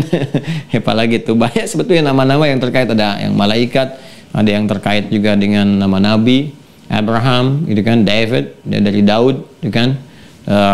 Apalagi banyak sekali, ya. Kemudian teruskan ya teman-teman sekalian, namanya Mikail. Nah, sekarang apa kaitan dengan pembahasan kita? Kita mesti mengetahui, seperti kita mengetahui karakteristik dan tugasnya malaikat Jibril, bagaimana cara menurunkan wahyu kepada Nabi Muhammad, begitu cepatnya, begitu dahsyatnya, ya. Kadang-kadang lewat wujud aslinya muncul setelah Nabi mengetahui, merasakan kedamaian, kan? Kadang-kadang nanti dari menyamar misalnya dalam bentuk seperti manusia, dan itu banyak kita temukan di hadis-hadis Nabi Sallallahu Alaihi Wasallam untuk memberikan bimbingan. Jadi nanti cara-cara wahyu diberikan itu ada yang langsung ayat turun, langsung dengan pengajaran yang Nabi sampaikan lewat hadis, ya. Nanti hadis-hadis Nabi yang melekat seperti hadis Jibril, kan pernah dengar yang urutan kedua di Al-Arba'in, hadis Jibril yang dari Umar bin Khattab radhiyallahu taala anhu, ya, an Abi Hafsin Umar bin Khattab, an Abi Hafsin Umar bin Khattab radhiyallahu taala anhu qala bainama nahnu julusun 'inda Rasulillah sallallahu alaihi wasallam idh tala'a alaina rajulun shadidul bayadi thiyabi shadidus sawadis sa'ari la yura alaihi atharus safari, ya. Kemudian wala ya'rifu minna ahadun fajalasa ila an-nabiy sallallahu alaihi wasallam fa asnada rukbatayhi wa wada'a kaffayhi ala fakhidhihi faqala ya Muhammadun akhbirni 'anil Islam. Dijawab oleh Nabi, faqala ya Muhammad sadaqta, ya. Kemudian fa'ajibna yas'alu fayusaddiquhu, ya, fas'alu 'anil iman. Kemudian dijawab oleh Nabi sadaqta. Kemudian bertanya tentang ihsan, bertanya tentang mata sa'ah dan sebagainya. Itu kan disebut hadis Jibril, ya. Sampai Nabi kemudian di akhir bertanya kepada para sahabat, tahukah kalian, setelah selesai hajatnya dia pergi, ya. Kemudian fantalaka, dia meninggalkan jamaah pada saat itu. Nabi bertanya kepada sahabat, tahukah kalian siapa yang datang? Atadruna man ata, ya. Mereka menjawab, Allah Rasulullah alam, huwa Jibril atakum yu'alimukum dinakum. Ya, dia Jibril sedang menyamar, ya, menjadi seperti kita dan mengajarkan kepada kita pokok-pokok agama. Makanya muncul hadis tentang Islam, iman, ihsan dan tanda-tanda kiamat. Itu dikenal dengan hadis Jibril. Jadi cara wahyu itu ada yang seperti itu, ya. Nah, itu disebut nanti makna-makna yang disampaikan tadi, jawaban-jawaban yang sampai nanti oleh Nabi sendiri dijawabnya, dikonfirmasi oleh malaikat, kan? Nah, itu nanti yang disebut dengan hadis, diikuti dengan sunnah. Kalau langsung dari firman Allah disampaikan, ditanamkan pada jiwa Nabi, dibimbing oleh malaikat Jibril untuk bisa dibacakan, nah itu nanti yang menjadi Al-Quran, ya, yang menjadi pedoman inti dalam berkehidupan kita. Nanti kita bahas kepada teknis-teknis, karena ini terkait dengan aspek kerasulan. Nanti saat masuk Rasul kita perdalam seperti apa, ya. Tapi intinya adalah nggak akan terjadi lagi yang seperti itu, nggak ada Nabi lagi, karena selesai tugasnya, ya. Nah, kemudian yang ini kita pun perlu tahu karakternya bagaimana, ya, malaikat rahmat, malaikat pembawa berkah, rezeki dan sebagainya. Kaitannya apa? Kaitan dengan selalu dengan permohonan kita, ya. Kan umumnya kita selalu mengharapkan kan rezeki yang berlimpah. Rezeki itu kan nanti banyak, ada yang sifatnya materi dunia, itu kan harta, berupa harta. Ada yang kedudukan, jabatan, ya kan? Ada yang keturunan, ya. Kan ada yang minta kan, anugerahkan keturunan yang soleh dan sebagainya. Itu ada malaikat mengaminkan. Bahkan kan kisahnya sangat viral. disampaikan dalam Al-Quran. Ketika Nabi Zakaria itu kan bermohon kepada Allah lewat salat, minta keturunan. Kan Allah tugaskan malaikat untuk menyampaikan. Malaikat pemberi kabar gembira dengan menyampaikan rezeki, gitu kan? Di Al-Baqarah, di Quran surah Ali Imran, Quran surah ketiga ayat 39. Fanadathul malaikatu wa huwa qa'imun yusalli fil mihrab annallaha yubashshiruka bi Yahya. Banyak malaikat turun memberikan kabar gembira. Bukan satu yang turun, malaikat turun kasih kabar gembira. Ada malaikat ini. Tapi yang bertugas apa? Mikail untuk menyampaikan kabar rezeki dan sebagainya. Ya Allah yubashshiruka bi Yahya. Jadi ada kaitan-kaitan yang terkait dengan permohonan kita kepada Allah yang menjadi saksi juga bahwa nikmat-nikmat itu diberikan itu malaikat Mikail. Nah, apa kaitannya dengan kita? Kita perlu belajar karakteristiknya. Di mana malaikat itu, dalam keadaan apa ia, ya begitu mudah dengan izin Allah Subhanahu wa taala, itu bisa datang membawa rahmat. Ya, di tempat-tempat seperti apa, dalam keadaan bagaimana, gitu kan? Dan dengan itulah kemudian ya hukum Allah yang ditetapkan, turunkan, berikan. Ini kan Allah udah ngatur nih. Ya Mikail, kan? Ya, berikan rahmat ini secara umum nih. Ya, secara umum. Jadi kita nggak khusus minta pun itu turun sendiri gitu. Ya Mikail, Allah kasih hukum umum, ya, curahkan rahmat di tempat begini, ada begini seperti ini, kan itu umum diberikan. Jadi kalau Anda hadir ke tempat-tempat dimaksud dapat bagiannya, ya, bahkan bisa berpotensi kita berdoa langsung diaminkan, kita minta ampunan langsung diberikan. Ini perkara agama ya, bukan perkara dunia. Ya, kalau perkara agama bacanya dengan iman. Sekali lagi kita sedang bahas penguatan iman. Syaratnya nggak boleh ragu sedikit pun.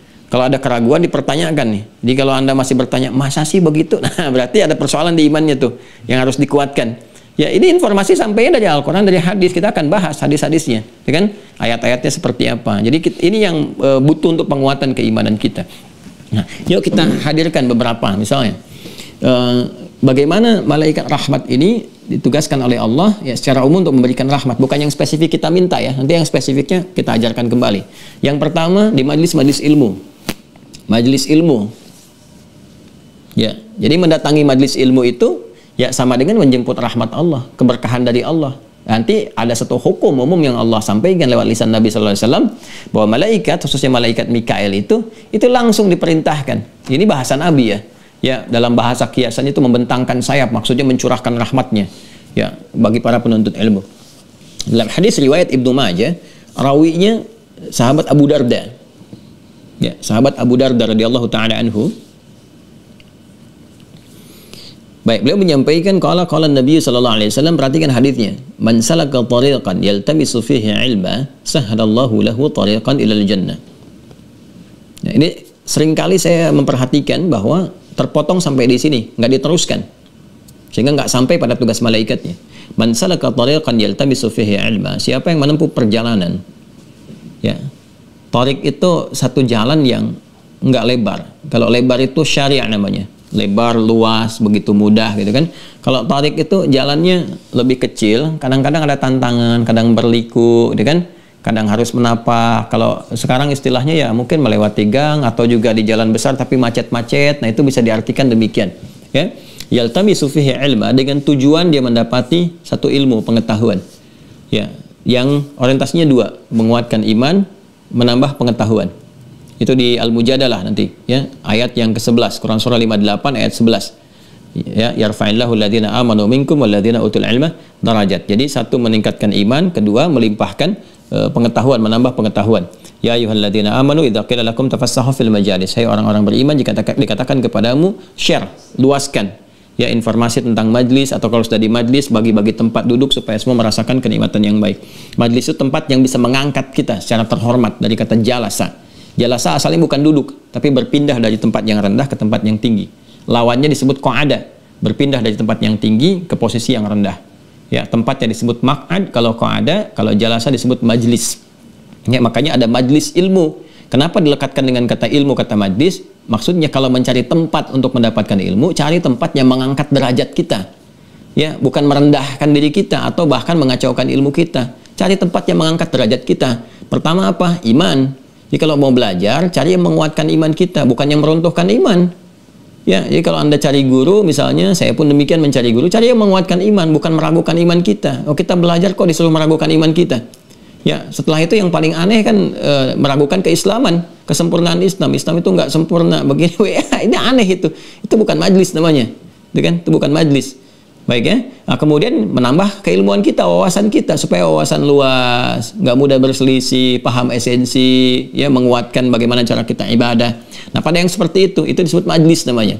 Jamaknya disebut majalis. Nah, orang yang berusaha untuk mendapatkan pengetahuan yang meningkatkan imannya, menambah wawasannya, pengetahuannya, kemudian datang ke majlis ilmu, dia terhubung dengan majlis ilmu, dengan apa yang terjadi? Sahalallahu lahu tariqan ilal jannah. Semua usaha dia untuk mendapatkan itu dinilai oleh Allah yang memudahkan langkah dia ke surga. Dihitung, kata Nabi itu dilihat tuh. Ya, bagaimana dia bersusah payah mendapatkan ini, mendapatkan itu, ya. Nah, itu belum masuk dulu di para ulama pembahasan babul online. babul ittisal mubasyir, bab ngaji online. Nah, itu belum ada bahasan di ulama klasik. Apakah bisa dimaknai di tafsir hadis ini? Ya, kalau kita bawa pemaknaan umumnya masuk tuh. Masuk ya. Nah, hanya nanti ada beda-beda sifatnya, keutamaannya aja yang berbeda, tapi nilainya masuk. Ya, saat nggak bisa kan kita berusaha terhubung. Thariqah itu kan jalan yang menghubungkan pada sesuatu. Ya, bisa secara langsung kita hadir ke majlisnya, kalau nggak bisa hadir menggunakan perangkat yang terhubung, yang seperti sekarang. Walaupun nanti keutamaannya beda-beda. Nanti ada yang membedakannya. Apa yang membedakannya? Ketika datang di tempatnya, ya, itu ada keutamaan tersendiri. Kalau terhubung, materinya dapat, keberkahannya ada. Sepanjang kita masih terhubung, nanti ada sifat-sifat hadis berikutnya yang memberikan kepada kita tambahan-tambahan keberkahan.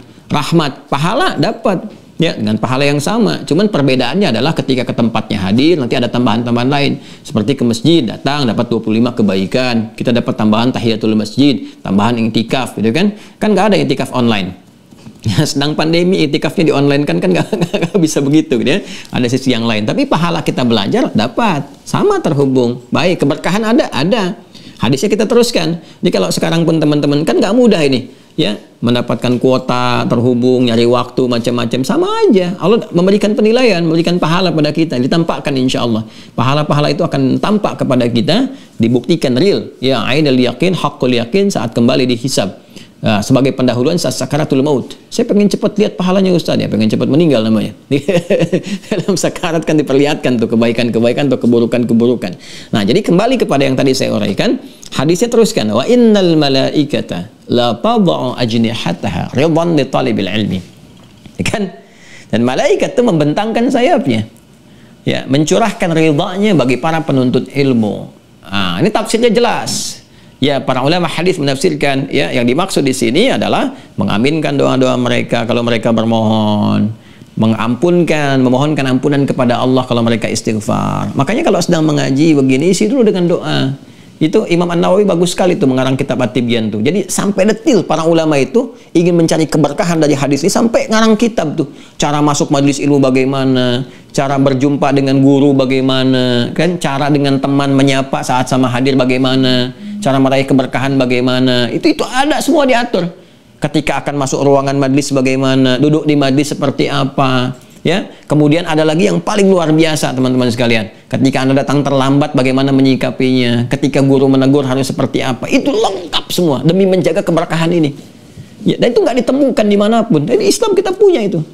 Kita punya itu gitu. Ya, lengkap sekali. Nah, kita yakini, makanya diisi. Kalau mau masuk pun diatur doanya. Yang kemarin saya ajarkan, saya ijazahkan itu kan. Ya Rabbi zidni ilma warzuqni fahma Allahumma faqihni fid din wa alimni ta'wil. Itu kan dari Nabi itu.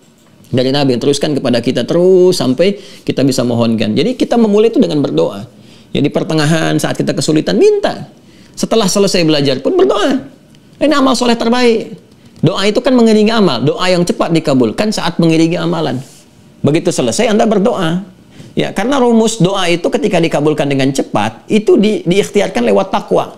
Di takwa itu wasilah kita untuk bermohon kepada Allah. Itu jelas keterangan Quran. Di Quran surah kelima Al-Maidah ayat 35. Buka Al-Maidah ayat 35. Ya ayyuhalladzina amanu taqullah, ya kan? Wabtaghu ilaihil wasilah. Hai orang-orang beriman, tingkatkan takwamu kepada Allah, dan dengan peningkatan takwa itu cari wasilah untuk bermohon kepada Allah. Ya, dan takwa itu wujudnya amal soleh. Ya, kayak salat kan bagian dari takwa. Salat itu kan refleksi dari takwa kita. Makanya dalam salat isinya doa semua. As-salatu hiya doa. Ya, jelas baca Quran itu bagian dari takwa. Kan, puasa bagian dari takwa. Makanya isi dengan doa. Ya, saya sering katakan jangan luput. Ya, jangan lupa. Begitu selesai baca Quran itu tutup, jangan lihat sadaqallahul azim, selesai. Berdoa dulu. Allahumma arhamna bil Quran. Ya Allah, rahmati kami dengan Al-Quran. Berikan cahaya kepada jiwa kami dengan Quran. Allahumma zayyin ya Allah qulubana binuril Quran wa nawwir akhlaqana binuril Quran bi akhlaqil Quran. Ya Allah, berikan cahaya kepada diri kami, bimbing kami dengan akhlaknya Al-Quran. Berikan solusi dengan solusi Al-Quran. Minta. Dan itu mustajab gitu. Jangan lupa, termasuk setelah kita belajar, nonton ilmu, berdoa dulu. Apapun itu, sekecil apapun. Ya, sholat 2 rakaat, berdoa. Ya, walaupun baca 1 ayat, berdoa. Karena itu wasilah kita untuk bermohon. Dan mungkin di titik itu, pengabulan doa yang kita mohonkan dari sejak dulu. Pengen begini, pengen. Makanya para ulama, bahkan para nabi, orang-orang saleh, itu banyak mereka. Ada yang bertahanus dulu, memaksimalkan ibadah, terus minta. Ada yang lewat sholat, minta. Itu sudah diketahui dengan jamaah. Ya, ada yang berzikir, minta, dan sebagainya. Ya, itu jelas. Nah, malaikat dalam konteks ini di majlis ilmu, itu menghadiri gitu. Menghadiri, bahkan membentangkan sayapnya, memberikan ridha, memohon. Jadi begitu kita memohon, malaikat mengatakan amin ya Rabb, amin ya Rabb, amin ya Rabb. Ya, itu langsung ditugaskan tuh. Jadi dapat tuh. Ya, kalau majlisnya benar, hal yang pertama diberikan 2. 1 adalah penguatan keimanan. Jadi kalau kita ngajinya benar itu, ya hukum Allah jelas ditetapkan. Malaikat menebarkan penguatan-penguatan pada keimanan kita. Makanya kalau kita ngajinya tepat, bagus, betul, lurus, iman kita menguat. Disupport tuh, begitu cahaya iman menguat, malaikat kan juga fungsinya kuat tuh, memberikan bisikan kepada jiwa takwa kita, disupport, jadi ningkat ibadahnya, senang dengan tahajud, senang baca Quran, itu tanda kebaikan majlis. Yang kedua, ilmu bertambah, wawasannya meluas. Ya, itu disupport, terjadi percepatan-percepatan. Nanti kalau semakin tinggi tingkat ibadahnya, tangkapannya pun tinggi karena mata hatinya dibuka.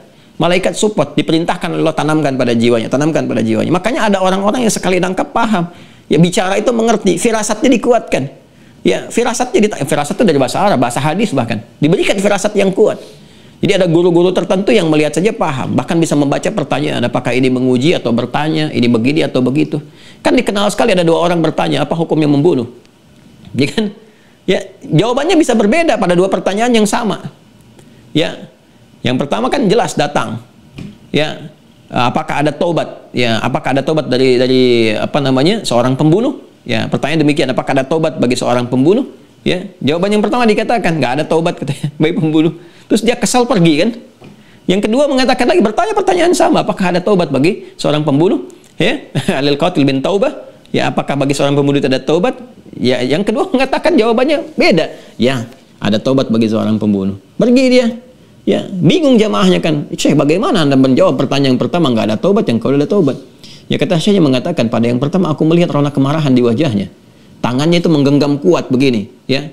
Seakan-akan dia akan menghunus pedang untuk mencari sesuatu, ya, untuk melakukan suatu pembunuhan. Maka aku memberikan sebuah cegah tangkal kepadanya supaya tidak melakukan perbuatan yang buruk bagi dirinya, gitu kan? Bernuansa dosa besar di situ. Maka dia pergi kan dengan perasaan yang kesal, karena memang dia mendapati fatwa bahwa nggak boleh bunuh, tahan gitu kan? Cari penegakan hukum yang adil. Yang kedua, aku melihat warna penyesalan di wajahnya, matanya sayu, menyesali sesuatu, seakan-akan ingin kembali pada jalan yang benar, yang baik. Maka aku katakan ada taubat. Tuh, itu mendapati yang seperti itu nggak mudah. Terutama pada para guru, apa Anda kira dengan kertas-kertas yang sampai ribuan kertas, ya kadang-kadang dituliskan, ada yang via WA, via email, kan kita nggak tahu dia nulis itu bahasanya bagaimana. Sedang ada perasaan apa, bagaimana yang dirasakan, apakah sedang santai, biasa nguji dan sebagainya. Itu kalau bukan pertolongan Allah nggak bisa. Ya, jamaah juga demikian, yang hadir-hadir kemudian bertanya di majlis ilmu, atau mungkin via online dan sebagainya. Kita kan nggak tahu motifnya apa, tujuannya bagaimana. Dan orang sekarang umumnya, ya, walaupun nggak semuanya, kadang-kadang nggak jujur langsung menyampaikan. Kalau dulu ke Nabi itu cerita, ya Rasulullah, saya mengalami begini, apa solusinya? Orang sekarang lebih dahsyat. Ustadz, kalau ada kisah begini, bagaimana? Padahal dia sendiri yang mengalami. Ya, jadi kadang-kadang tuh mesti kita peka melihat, oh ini arahnya kemana, ininya apa, dalami lagi. Ada yang bisa dijawab langsung, ada yang istikharah dulu. Saya kalau ada yang minta nama, Ustadz tolong begini-begini. Kadang-kadang kita tuh ada yang langsung dikasih, ada yang kita berpikir agak lama, ada yang istikharah, ya, ada yang kita sholat dulu, tunggu dulu nih gimana nih gitu kan dan sebagainya. Itu nggak mudah teman-teman sekalian. Itu kalau bukan pertolongan Allah itu ya, luar biasa lah, susah itu untuk demikian. Ya, nah ini malaikat memberikan, ditugaskan oleh Allah kasih rahmat, si rahmat. Ya, itu satu majlis ilmu ya. Jadi kalau ada majlis ilmu, kalau sekarang pandemi kita nggak bisa datang, ya buru majlis ilmu. Yang walaupun online niatkan lillah, dapat ilmunya. Kalau majlisnya bagus, ikuti. Yang aneh-aneh tinggalkan aja. Itu bahasa Quran. Quran surah keempat ayat 140. Fala taq'udu ma'hum wa qad nazzala 'alaikum fil kitab. Quran surah 4 An-Nisa ayat 140. Ya, An-Nisa ayat 140. Wa qad nazzala 'alaikum fil kitabi an idza sami'tum ayatillahi yukfaru biha wa yustahza'u biha fala taq'udu ma'hum hatta yakhudhu fi haditsin ghairi. Innakum idzam mithluhum. Innallaha jami'ul munafiqina wal kafirina fi jahannam jami'a. Sungguh tetap ketentuan dalam Al-Quran, jika Anda mendengar ada orang-orang menyimpangkan ayat-ayat Allah, gitu kan, atau mengolok-ngoloknya, menyimpangkan ayat-ayat Allah. Udah jelas maknanya begini disimpangkan. Udah jelas agama Islam sempurna, al-yauma akmaltu lakum dinakum, mengatakan Islam belum sempurna misalnya. Udah jelas kalimat tauhid itu kalimat iman, la ilaha illallah, dikatakan yang lainnya misalnya dan sebagainya. Udah kata Allah jangan sibuk mencela, jangan menghina, jangan menjelek-jelekan, tinggalkan aja majlisnya. Tinggalkan majlisnya, jangan diikuti ceramahnya, jauhi yang bersangkutan, ya sampai yang bersangkutan sadar, hatta yakhudhu fi haditsin ghairi, sampai sadar bahwa ini keliru dan dia kembali pada jalan yang benar. Begitu kembali menyampaikan kebenaran, ya ambil kebaikan-kebaikan kalau memang kita merasakan ada kemuliaan di dalamnya. Kalau tidak, tinggalkan. Dan nggak boleh mengundang, nggak boleh menghadirkan ke majlis, nggak boleh. Ya, nggak boleh hukum bertentangan dengan hukum Al-Quran. Haram hukumnya, tegas, ayatnya jelas menyampaikan. Kalau ada yang bisa berpotensi mereduksi keimanan kita, mengurangi keimanan kita, menjauhkan dari keimanan kita, bahkan gelarnya apapun, mau dokter, mau profesor, ya, apakah melekat Islam di dalamnya, tapi dia datang membawa sesuatu yang bisa meruntuhkan keimanan kita. Kita dari dulu mengatakan, ya, inad dina indallahil Islam, tiba-tiba datang mengatakan semua agama sama misalnya, begini, begitu, membuat pemahaman kita menjadi ragu. Nah, itu nggak boleh, haram hukumnya. Nggak boleh, dia jauhi. Nah, itu bertentangan dengan hukum hadis, nggak ada malaikat. Nggak ada malaikat, Allah saja nggak ridha, bagaimana malaikat bisa datang? Ya, tinggalkan yang seperti itu dan cari yang bermanfaat. Kalau ada yang soleh, kenapa nyari yang salah sih? Ya, kalau ada yang baik, kenapa nyari yang tidak baik gitu? Tapi dalam suasana itu pun indah. Al-Quran mengatakan jangan mencela. Itu kan, mencela yang sudah tercela itu buang-buang energi. Jadi tinggalkan saja. Sudah selesai, cari yang baik-baik. Selesai, dapat rahmat, alhamdulillah. Anda mengaji majlis ilmu tapi mencela orang lain jadi bermasalah juga. Ya, yang paling aneh kan mau belajar, gurunya sendiri udah dicela duluan. Ngaji sama siapa? Ustaz Adi, bid'ah tuh. Gimana dapat berkah dari ilmunya, yang mustahil. Ya, saya nggak mengajarkan begitu ya pada siapapun. Kita tetap kalau ada kebaikan dapati, alhamdulillah. Kalau tidak ya kita tinggalkan, nggak usah sibuk mencela, sehingga keberkahan kita dapati. Yaitu majlis ilmu. Yang kedua, turunan ilmu lagi. Ya, saya agak percepat sedikit ya, kita 5 menit kemudian berhenti. Yang kedua, ilmu apa saja nih yang bisa menghadirkan potensi malaikat, ya, bahkan malaikatnya langsung memohonkan kepada Allah Subhanahu wa taala keberkahan-keberkahan pada kita walaupun kita belum minta. Ya, jelas ya? Belum jelas, belum saya terangkan kan. Belum saya terangkan. Kalau tadi kan majlis ilmu secara umum. Yang kedua, ini yang bisa kita buat sendiri. Yang bisa kita buat sendiri majlisnya. Jadi nggak harus kita mencari guru, ya. Nggak harus kita memaksa diri misalnya datang ke tempat tertentu. Kalau kita sudah bisa melakukannya sendiri. Apa itu? Majlis Al-Quran. Majlis Al-Quran. Masya Allah, Masya Allah. Baik dengan qiraah ataupun tilawah. Ini jelas hadisnya. Ya, di Al-Bukhari, Muslim ada, di Muslim, ya, terutama di hadis Muslim. Di hadis Muslim terutama. Ya. Baik hadisnya riwayat sahabat Abu Hurairah, kemudian juga nanti ada dari Ibnu Sirin juga menyampaikan beberapa riwayat yang sampai kepada kita. Baik, saya bacakan beberapa ya. Saya bacakan beberapa. Sudah? Baik. Nabi SAW pernah menyampaikan bahwa tidaklah dibacakan di satu tempat, ya, di rumah-rumah Allah Subhanahu wa taala. Ya, kalau disebutkan rumah-rumah Allah itu ada 2 orientasinya. Ya. Nanti saya bacakan redaksi hadisnya supaya kita dapat gambaran yang lebih kuatnya. Ini saya hapus ya, mohon maaf ya teman-teman. Alhamdulillah. Nah, redaksi hadisnya bukan sekedar dibacakan, tapi ada berkumpul di dalamnya. Majtama'a qaumun. Majtama'a qaumun fi baitin min buyutillahi. Min buyutillahi. Ya. Majtama'a qaumun, tidaklah berkumpul satu komunitas. Ya. Kaum di sini bisa banyak, kaum, RT, RW, macam-macam dan sebagainya. Atau juga kalau kita hadirkan satu keluarga kumpul, ya, bapak, ibu, anak-anak dan sebagainya. Nanti kita kuatkan dengan hadis riwayat dari Ibnu Sirin tentang ini, gitu kan? Nah, tidaklah berkumpul kalau kita bawa ke suasana keluarga, misalnya kerabat terdekat, undang ke rumah bareng-bareng, atau kita semua di rumah, gitu kan? Ayah, ibu, anak-anak kumpul semua dan sebagainya.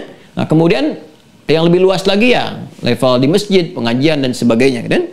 Fi baitin min buyutillahi. Ya, di satu tempat di rumah-rumah Allah Subhanahu wa taala. Buyutillah, redaksi buyutillah ini menuju kepada atau mengacu kepada tempat-tempat yang di situ dibangun zikrullah, zikir kepada Allah Subhanahu wa taala. Puncaknya masjid. Ya, puncaknya masjid. Di Ka'bah disebut dengan Baitullah. Ya, inna awwala baiti wudi'a lin-nasi lalladzi bi Bakkah mubarakah, di Ali Imran, kan? Kita baca dari ayat 95, 96 sampai 97. Kita akan temukan itu. Ini Ka'bah masuk. Masjid, Baitullah, kan? Ya, jadi kalau kita dikenal mau kemana? Ke Baitullah utama berarti haji. Kalau haji maksudnya ke Ka'bah, kan? Masjid juga Baitullah. Ya, kenapa disebut dengan Baitullah, rumah Allah? Karena Allah pun menegaskan masjid itu milik Allah. Makanya redaksi masjid dalam bentuk jamak di Quran, yaitu lalu disandarkan kepada pemiliknya Allah. Mudhaf mudhaf ilaih. Seperti Al-Baqarah ayat 114 misalnya. Wa man azlamu mimman mana'a masajidallah.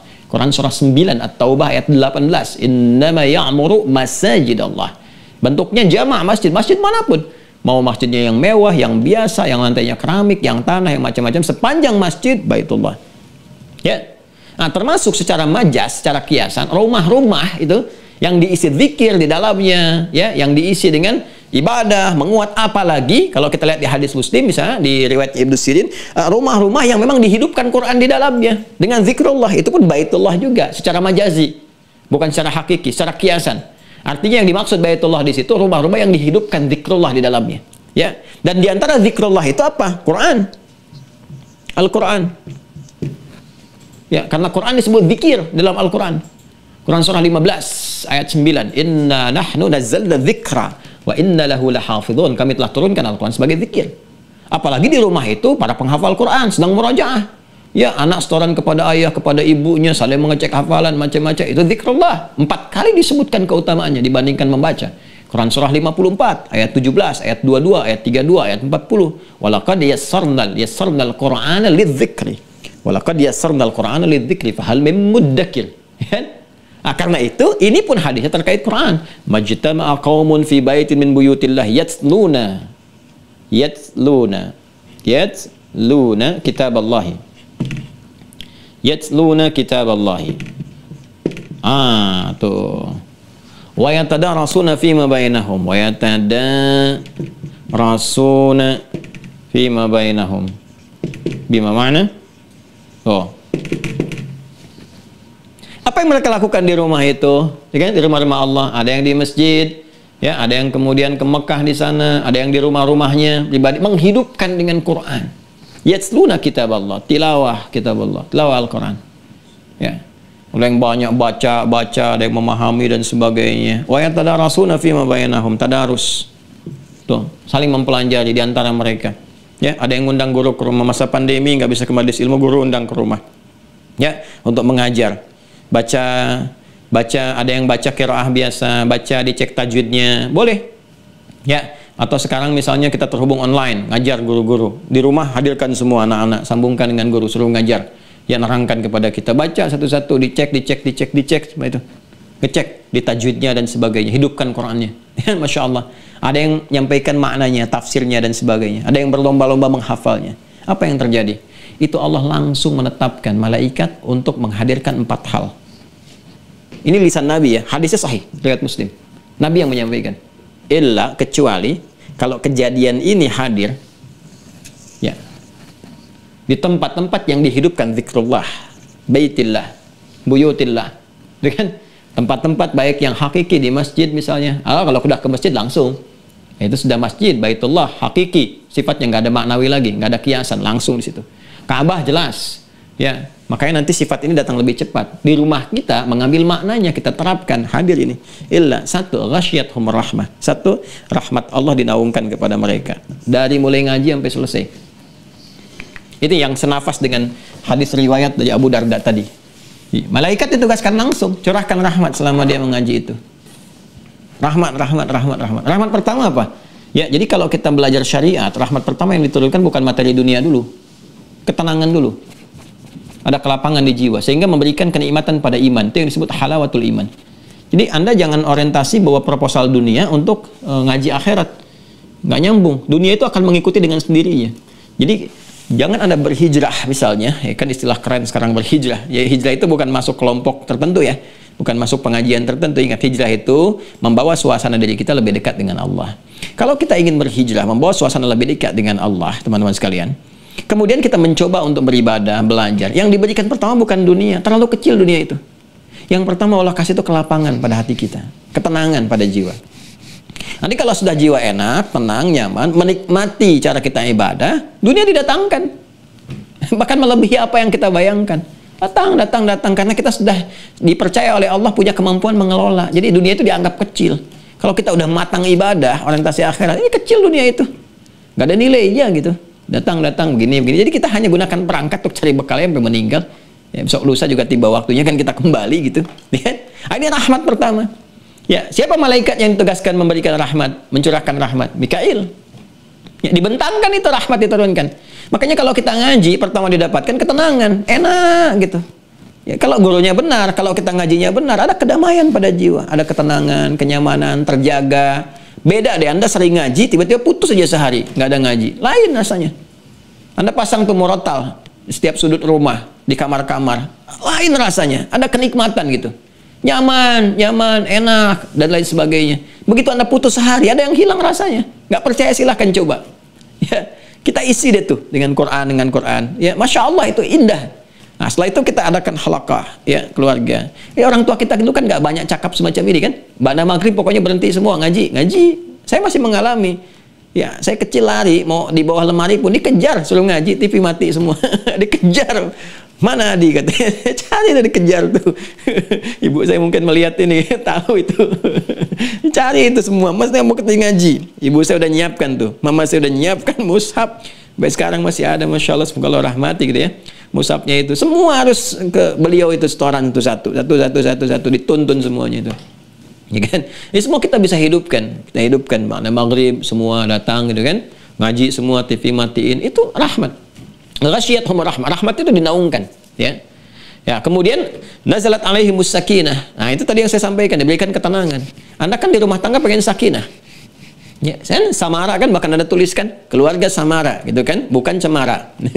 Samara. Samaranya sakinah kan, sakinah mawaddah rahmah. Nah, ini Anda pengen sakinah tapi pintu sakinahnya nggak pernah dibuka. Walaupun nama Anda Sakinah, bapaknya Sakin misalnya, ya, atau Asikin atau macam-macam gitu kan, yang mengandung ketenangan. Tapi kalau nggak Anda kerjakan itu nggak akan dapat, buka pintunya, hadirkan Qurannya, dengan nazalat alaihimus sakinah, tanamkan ketenangan. Ya, nah, ketenangan itu yang menjadikan suasana rumah tangga menjadi lebih nyaman. Jadi kalau ada perbedaan pendapat juga, insya Allah lebih cepat diselesaikan. Ya, nggak berujung pada sesuatu yang kompleks itu. Kemudian apa selanjutnya? Perhatikan kalimatnya. Ini sangat indah. Wa haffathumul malaikah. Ini yang saya maksudkan. Dan malaikat menaungi di situ, mengikuti.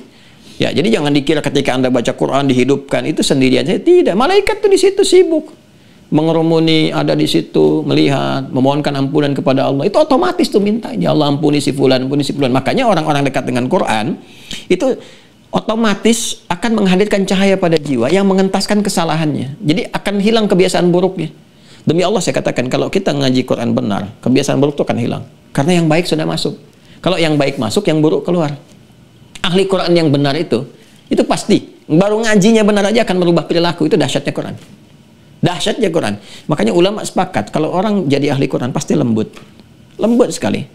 Ya, tuturnya, kebaikannya, macam-macamnya gitu. Dan menghindari kata-kata yang kotor, perilaku yang menyimpang dan sebagainya itu. Itu sudah otomatis karena cahaya Quran dalam jiwanya hadir. Dan malaikat bekerja di situ. Haffathumul malaikah. Makanya sifat malaikat gaib, nggak tampak. Sebab kalau tampak nggak jadi Anda ngaji. Ya. Bismillahirrahmanirrahim. Deng sayap. Apa ini? Anda siapa? Malaikat maut. Waduh, kabur.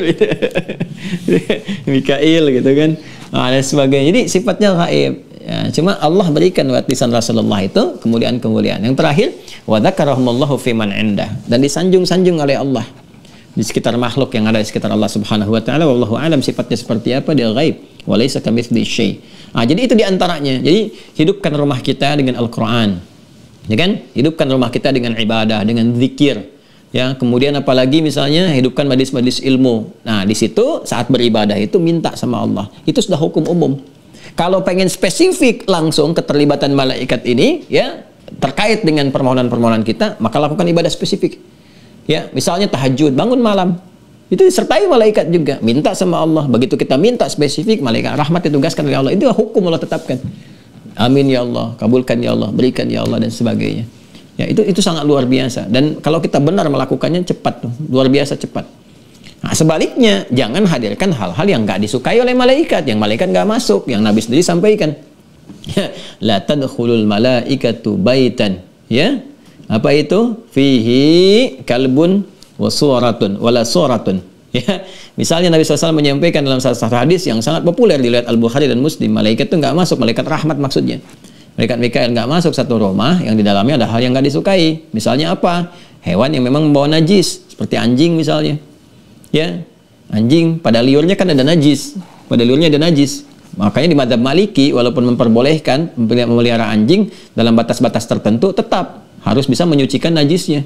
Ya, harus bisa menyucikan najisnya, karena potensi di situ salah satunya apa? Malaikat itu kan makhluk suci, bersih gitu kan. Nah, kesucian kebersihannya ini tidak menjadikan bisa menyatu atau mendekat kepada hal-hal yang najis, yang kotor. Nah, jadi Nabi menyampaikan nggak akan masuk kalau di dalamnya ada hewan seperti anjing misalnya, yang dari liurnya itu keluar kotoran, keluar najis. Karena Anda nggak tahu, Anda nggak bisa memastikan CCTV anjing misalnya, kemana dia menjilatnya. Setelah dia dijilat, Anda bersihin semua rapid dan sebagainya. Ya, Allah menciptakan hewan itu dengan hikmah. Seperti Allah menciptakan kita dengan hikmah, segala dengan hikmah. Ada fungsinya tertentu.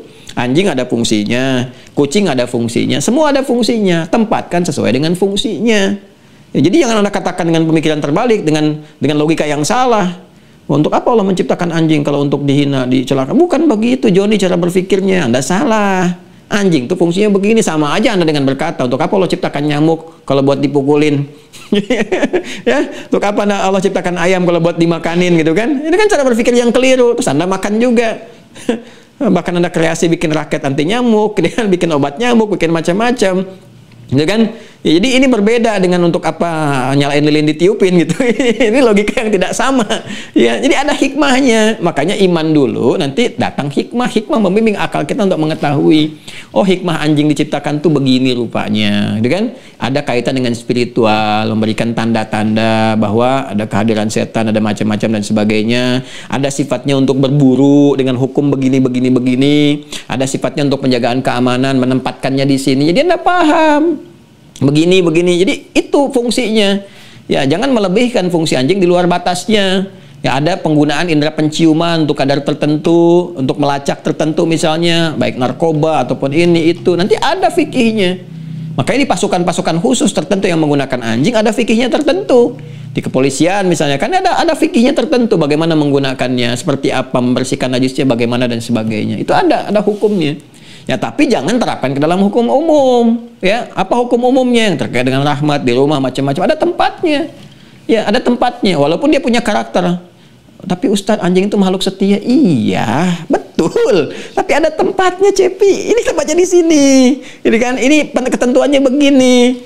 Ya, Anda betul, anjing makhluk setia. Istri Anda pun istri yang setia. Anak Anda setia kepada Anda. Kok bisa pagi-pagi bangun tidur Anda nggak setia kepada Tuhan? Sholat subuh belum dilakuin, bawa anjing keluar, kotoran di mana-mana, dibawa ke jalan gini, macam-macam. Itu pilihan masing-masing. Kita menghormati, tapi kita menerangkan, ya, dan nggak sibuk juga dengan mencela dan sebagainya. Tapi bagi orang beriman harus tahu ini. Masa mempertaruhkan imannya hanya untuk menempatkan fungsi hewan tertentu pada fungsi tertentu? Ada kemuliaan. Saking istimewanya anjing pun dimuliakan di Quran.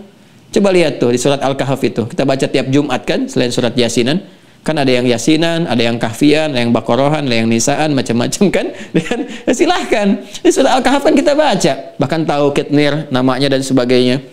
Ya kan, wa kalbuhum basitun bayna yadayhi, dan anjingnya itu membentangkannya gitu kan di depan pintu gua, dia menjaga dan sebagainya. Itu kan dimuliakan oleh Al-Qur'an. Ya kurang apa lagi? Al-Qur'an memuliakan, Allah memuliakan, dan kemuliaan itu menjadikan anjing diatur tempatnya begini. Jelas ya? Nah, jadi itu yang pertama gitu ya. Itu. Jadi kalau misalnya ada di antara orang Islam ya anjing, lihat fikihnya dulu. Di mana ditempatkan? Kandangnya di mana, fungsinya apa? Kalau nggak ada fungsinya ngapain? Ya kan? Ngapain? Kan ada hewan yang lain, ada kucing bisa masuk dan sebagainya, gitu kan? Nah, kalau singa bagaimana Ustaz? Nah, fikih yang lain lah. Sampai situ dulu ya. Nah, kemudian wala suratun, dan patung-patung serta gambar-gambar tertentu. Nanti ada kualifikasinya. Patung dan gambar, ya. Yang seperti apa tuh? Gambar yang bagaimana? Yang tiba-tiba Nabi masuk ke rumahnya, tiba-tiba mengambil, merobek itu kan gambar. Yang patung-patung pun bahkan dalam peristiwa-peristiwa Fatu Makkah, Nabi nggak pengen masuk ke Ka'bah yang sebelumnya sejak zaman jahiliyah ada kejadian. Kejadian jarang dibahas. Ya, apa kejadiannya? Sampai di dalam Ka'bah ada patung-patung itu kan dan sebagainya. Isunya kan kemarin saya dengar banyak dikembangkan, rame ya. Ini itu, tapi nggak dibahas tuntas. Sehingga hanya menampilkan wacana begini begitu, jadi salah paham orang atau pahamnya salah. Gitu kan? Nah, jadi patung-patung itu juga nggak senang malaikat. Gitu kan? Gambar-gambar, gambar yang seperti apa nih? Ya seperti apa? Apakah nanti ya gambar-gambar edukasi? Kalau saya belajar biologi itu di bukunya ada gambarnya, atau saya pajang misalnya untuk hafalan, ada gambar ini, gambar itu, gimana itu? Ya, terus pengusaha-pengusaha baju yang ada apa namanya gambar apa peraga-peraga demikian seperti itu, gimana statusnya? Itu ada fikihnya juga, ada fikihnya. Ya patung yang seperti apa, gambar yang seperti apa, nanti kita akan bahas di pertemuan berikutnya dengan dalil-dalil dan sebagainya. Jelas ya? Nah, tapi yang pertama kita dapat ilmunya hari ini, yuk hidupkan dengan zikir rumah-rumah kita. Isi dengan Al-Quran, isi dengan zikrullah, jauhi yang tidak bermanfaat, serta hal-hal yang tidak disukai, serta belajar lebih dalam lagi. Nanti ada ngaji fikih babnya sendiri, sekarang kita masih di tauhid. Ya. Nah ini, kalau kita kenal dengan malaikatnya, maka kita bisa ciptakan suasana kehidupan yang penuh dengan rahmat, penuh dengan keberkahan, dan turunan-turunan lainnya. Saya kira itu yang disampaikan untuk pertemuan hari ini. Semoga Allah memberkahi kita, memaafkan kesalahan kita, mengampuni dosa-dosa kita, meluruskan kesalahan-kesalahan yang mungkin saya sampaikan dengan keliru. Anda cukup tinggalkan. Kalau ada pendapatnya lebih baik, lebih bagus, silahkan diamalkan untuk kehidupan kita. Mohon maafkan saya, banyak kekurangan. Mohon doakan dalam sujud-sujud Anda. Semoga Allah senantiasa memberikan bimbingan, keikhlasan, dan pengampunan kepada kami dan keluarga. Demikian. Allahumma taqabbal minna innaka antas sami'ul alim wa tub 'alaina innaka antat tawwabur rahim. Allahumma ij'alna min ahli al-Qur'an waj'alil Qur'ana sahiban lana fid dunya wa syafi'an lana fil akhirati ya arhamar rahimin. Allahumma ij'al baqiyata hayatina hayatan thayyibah wa akhir wafatina husnal khatimah. Rabbana atina fid dunya hasanah wa fil akhirati hasanah wa qina adzaban nar. Wa sallallahu ala sayyidina Muhammad wa ala alihi wa sahbihi ajma'in wa akhiru da'wana subhanakallahumma wa bihamdika nashhadu an la ilaha illa anta nastaghfiruka wa natubu ilaik. Walhamdulillahi rabbil alamin. Assalamualaikum warahmatullahi wabarakatuh.